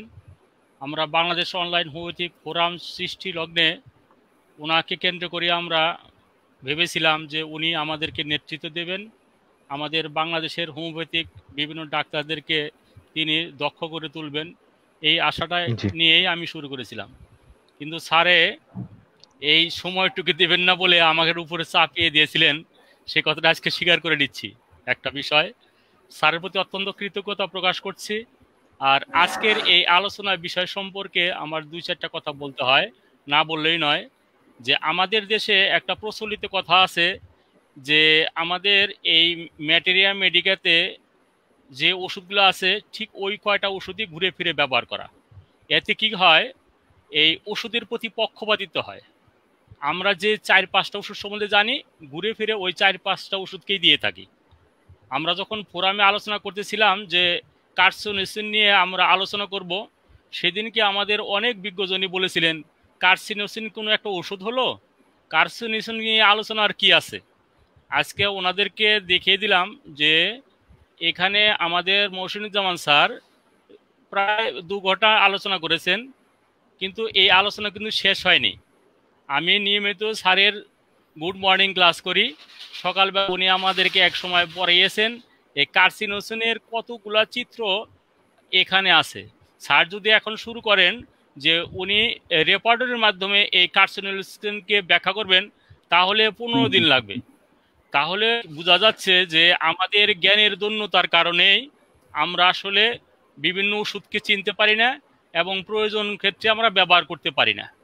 আর একটা কথা বিশেষ করে বলতে হয়, যেমন এ যুগের যে মানে যুগের সমস্যার কারণে কিছু রোগ বালাই আমাদের মধ্যে আসতেছে, সেই ওষুধগুলা মানে সেই ক্ষেত্রে যে ওষুধ প্রয়োজন হয় তার মধ্যে এই কার্সিনোসিনটা সবচেয়ে গুরুত্বপূর্ণ ওষুধ। এখানে স্যার একদম স্পষ্ট করেই বলেছেন যে ছোটবেলায় এখন শিশুদেরকে এই এতভাবে চাপ দেওয়া হয় যে দ্রুততার সাথে তারা একদম জর্জ ব্যারিস্টার হবে এবং পৃথিবী জয় করে ফেলবে, কিন্তু ওই বাচ্চার যে বয়স, তার যে চাপ নেওয়ার যে যোগ্যতা, সেটা না থাকা সত্ত্বেও তাদের উপর চাপিয়ে দেওয়া এই যে একটা চাপ, এই চাপের কারণে তার উষালগ্নে তার ব্রেনের অনেক চাপ হয়ে যায় এবং পরবর্তীতে সে বিভিন্ন দুরারোগ্য রোগে আক্রান্ত হওয়ার সম্ভাবনা থাকে, তার ইমিউনিটি সিস্টেম দুর্বল হয়ে যায়, যে কারণে এই কার্সিনোসিনের ক্ষেত্র তৈরি হয়। স্যার সুন্দর করে বলেছেন যে কার্সিনোসিনের ক্ষেত্র কিভাবে তৈরি হয়। এইভাবে তৈরি হয় যখন এই বাবা মার কাছ থেকে শিশুকালেই এরকম চাপের মধ্যে তার বাড়তি হইতে থাকে, তখন তার ভিতরে একটা চাপ বোধ কাজ করে যে আমাকে বিজয়ী হতেই হবে, আমাকে ফার্স্ট হতেই হবে, আমাকে একজন বড় একজন ইঞ্জিনিয়ার হতেই হবে, আমাকে বিশ্বসেরা হতে হবে। এই যে মাথার মধ্যে একটা মানে ডিস্ক ঢুকায় দেওয়া হয়, যে কারণে সে এমনভাবে নিজের মধ্যে ইমিউনিটি সিস্টেমটাকে ড্যামেজ হয় যে তার পরবর্তীতে তার জীবনে এই মানে তার জীবনের যে জীবনী শক্তি সেটা অত্যন্ত দুর্বল হয়ে যায়, তাতে সে কার্সিনোসিনের রোগী হয়ে যায়। আর স্যার সুন্দর করে বলেছেন যে কার্সিনোসিন নির্বাচনের যে কতগুলো ক্রাইটেরিয়া আমাদের দরকার, স্যার যতগুলোই আলোচনা করেছেন সেই ক্ষেত্রে আমাদের সেগুলো মনে রাখা সম্ভব নয়, সেই জন্য কতগুলা মানে কি নোটস দরকার সেগুলো স্যার সুন্দরভাবেই বলেছেন। তো আজকের আলোচনা আমি বেশি দীর্ঘায়িত করব না। আজকে আমাদের এখানে যারা শুনেছেন এবং যারা কার্সিনোসিন বিষয় সম্বন্ধে জানতে পেরেছেন, বুঝতে পেরেছেন যে কার্সিনোসিন একটা সামান্য ছোট একটা ওষুধ দিয়ে শুরু হয়েছিল, ওদিন ক্লিনিক্যাল এমন কোনো ছিল না যে আমরা এই বিষয়গুলো নিয়ে আমরা কার্সিনোসিনকে নির্বাচন করব, মানসিক লক্ষণগুলো ওইভাবে ব্যাখ্যা করা ছিল না। কিন্তু এই যে যুগের চাহিদায় এই প্রত্যেকটি ডাক্তার এরকম পরীক্ষা করতে করতে করতে ছোট ঔষধ এখন একটা পলিক্রেস্ট ঔষধ হিসাবে গণ্য হচ্ছে। আগামী দিনে দেখা যাবে যে এই পলিক্রেস্ট ওষুধ হিসেবে আরো বিস্তৃতভাবে এই কার্সিনোসিনের ব্যবহার শুরু হয়েছে, কারণ আমাদের এই যে ব্যাকগ্রাউন্ডগুলো বললাম এখানে কারণ রয়েছে, যুগের এই যে অস্থিরতা সেখানে এটা প্রয়োগের খুবই প্রয়োজন রয়েছে। বংশের এখন দেখা যাচ্ছে প্রায় লোকের ক্যান্সার হচ্ছে, ডায়াবেটিস হচ্ছে, শরীরের মধ্যে জরুল হচ্ছে, প্রতিদিনে আমার কাছে আসতেছে, প্রতিদিনের শরীরে বিভিন্ন আসিল নিয়ে আসতেছে, বিভিন্ন তিলক নিয়ে আসতেছে। এই যে অবস্থাটা এইগুলা তার শরীরের মধ্যে যখন আসে তখন বোঝা যায় যে এই কার্সিনোসিনের দিকেই যাচ্ছে। তো কার্সিনোসিনের দিকে যাচ্ছে আজকে স্যার যেভাবে ব্যাখ্যা করেছেন, আমাদের এই যে শিক্ষক যারা আছেন, যারা চিকিৎসক আছেন, যারা ছাত্র আছেন, যারা অনুরাগী আছেন, তারা বুঝতে পেরেছেন যে ক্যান্সারের ক্ষেত্রে এই কার্সিনোসিস ওষুধটা কতটুকু গুরুত্ব হয়ে উঠতে পারে। কিন্তু এখানে স্মরণ রাখা দরকার যে কার্সিনোসিনের যে মানে ব্যবহার সেই ক্ষেত্রে একটু সতর্কতা রয়েছে। যেমন মনে করেন একটা দুরারোগ্য রোগ ক্যান্সার, সেটা আক্রান্ত হওয়ার পরে শেষ পর্যায়ে তার অবস্থার কোনোভাবেই মানে নিয়ন্ত্রিতর মধ্যে নাই, সেই ক্ষেত্রে এই কার্সিনোসিন ব্যবহার করলে আমাদের ক্ষতির সম্ভাবনা হয়েছে। কিন্তু স্যার সুন্দর করেই বলেছেন যে প্রাথমিক অবস্থায় যদি ক্যান্সারের এই অবস্থাগুলো হইতেছে, গ্রো হইতেছে, ওই ক্ষেত্রে যদি এই কার্সিনোসিন ব্যবহার করা হয় তাহলে কার্সিনোসিনের ওই ব্যবহার দ্বারা তার অ্যাগ্রেসিভ অবস্থাকে দমন করা সম্ভব হয়। আর এই অ্যাগ্রেসিভ অবস্থাকে দমন করে যদি তার এই ইমিউন সিস্টেমটাকে ধরে রাখা যায় তাহলে কার্সিনিসিন হতে পারে আমাদের দুরারোগ্য ক্যান্সারের একটা মানে রক্ষা পাওয়ার একটা বিরাট উপায়। ধন্যবাদ রাইট। সবাইকে। আমি বাংলাদেশ অনলাইন হোমিওপ্যাথিক ফোরামের পক্ষ থেকে সবাইকে ধন্যবাদ জানিয়ে আমার আলোচনা শেষ করছি। আসসালামু আলাইকুম ওয়া রাহমাতুল্লাহ। স্যার, আপনাকে অসংখ্য ধন্যবাদ স্যার। আমি একটা কমেন্ট কি নিতে পারি যদি অনুমতি সাপেক্ষে? আমার কাছে মনে হচ্ছে যে এটা একটু ইম্পর্টেন্ট, সেই জন্য আমি আহ, মহসিন স্যার। জি বলেন। হুম, একজন কমেন্ট করেছিলেন যে এই কার্সিনোসিন যে ভুল প্রয়োগের ক্ষেত্রে আসলে আহ, করণীয়টা কি, এটা যদি একটু সংক্ষিপ্তভাবে একটু বলা যায়। জি, কার্সিনোসিন মনে রাখতে হবে যে কার্সিনোসিন একটা ডিপ অ্যাক্টিং মেডিসিন। হ্যাঁ, তো এই ধরনের মেডিসিন প্রয়োগ করার ক্ষেত্রে একটু সতর্কতা অবলম্বন করা দরকার। আপনি অবশ্যই মানে ছোটখাটো একটা লক্ষণ পেলেই সাথে সাথে দিয়ে দিবেন এমন না। তো যদি ভুলক্রমে যদি আমরা প্রয়োগ করেও ফেলি, একটা জিনিস হলো যে আমাদের ভুল মেডিসিন কিন্তু শরীরের মধ্যে আগে অত বেশি প্রতিক্রিয়া দেখায় না, যেহেতু আমরা ওষুধটা কিভাবে প্রয়োগ করি খুবই সূক্ষ্মভাবে প্রয়োগ করি। কেউ যদি হোমিওপ্যাথিক নিয়ম নীতি মেনে যদি কেউ প্রয়োগ করে তাহলে সেখানে খুব বেশি ক্ষতির হওয়ার সম্ভাবনা থাকে না, কারণ আমরা খুবই আচ্ছা। সূক্ষ্মমাত্রায় ব্যবহার করি এবং এটা তো বারবার ব্যবহার করি না। কার্সিনোসিনটা এটা একটু লম্বা দিন পর পর দিতে হয়। যদি পেশেন্ট অ্যাকচুয়ালি কার্সিনোসিনের পেশেন্ট না হয় তাহলে তার মধ্যে সাধারণত তেমন বেশি প্রতিক্রিয়া দেখায় না। কিন্তু একটা রোগীতে যদি আমরা বারবার একটা ওষুধ দিতেই থাকে তাহলে তো সেই ওষুধের প্রতিক্রিয়া রোগীর মধ্যে দেখা দিতে পারে। তো সেই জন্য আমরা যদি অ্যাবসলিউট। হোমিওপ্যাথিক নীতি মেনে যদি আমরা ওষুধ প্রয়োগ করি তাহলে তেমন সমস্যা হবে না। এইটুকুই আর কি। জি, অসংখ্য অসংখ্য ধন্যবাদ আজকে আমাদের অতিথিদেরকে, এবং আমি আমার পার্সোনাল থেকেও আমি অসংখ্য ধন্যবাদ জানাই। আপনারা এত কষ্ট করে আপনারা সময় দিয়েছেন, এবং আমি জানি যে আপনারা অনেক অনেক ব্যস্ত থাকেন, তারপরেও আপনারা বাংলাদেশ অনলাইন হোমিওপ্যাথিক ফোরামের আয়োজিত আজকের এই প্রোগ্রামে আপনারা সময় দিয়েছেন, সেই জন্য আপনাদেরকে অসংখ্য অসংখ্য ধন্যবাদ।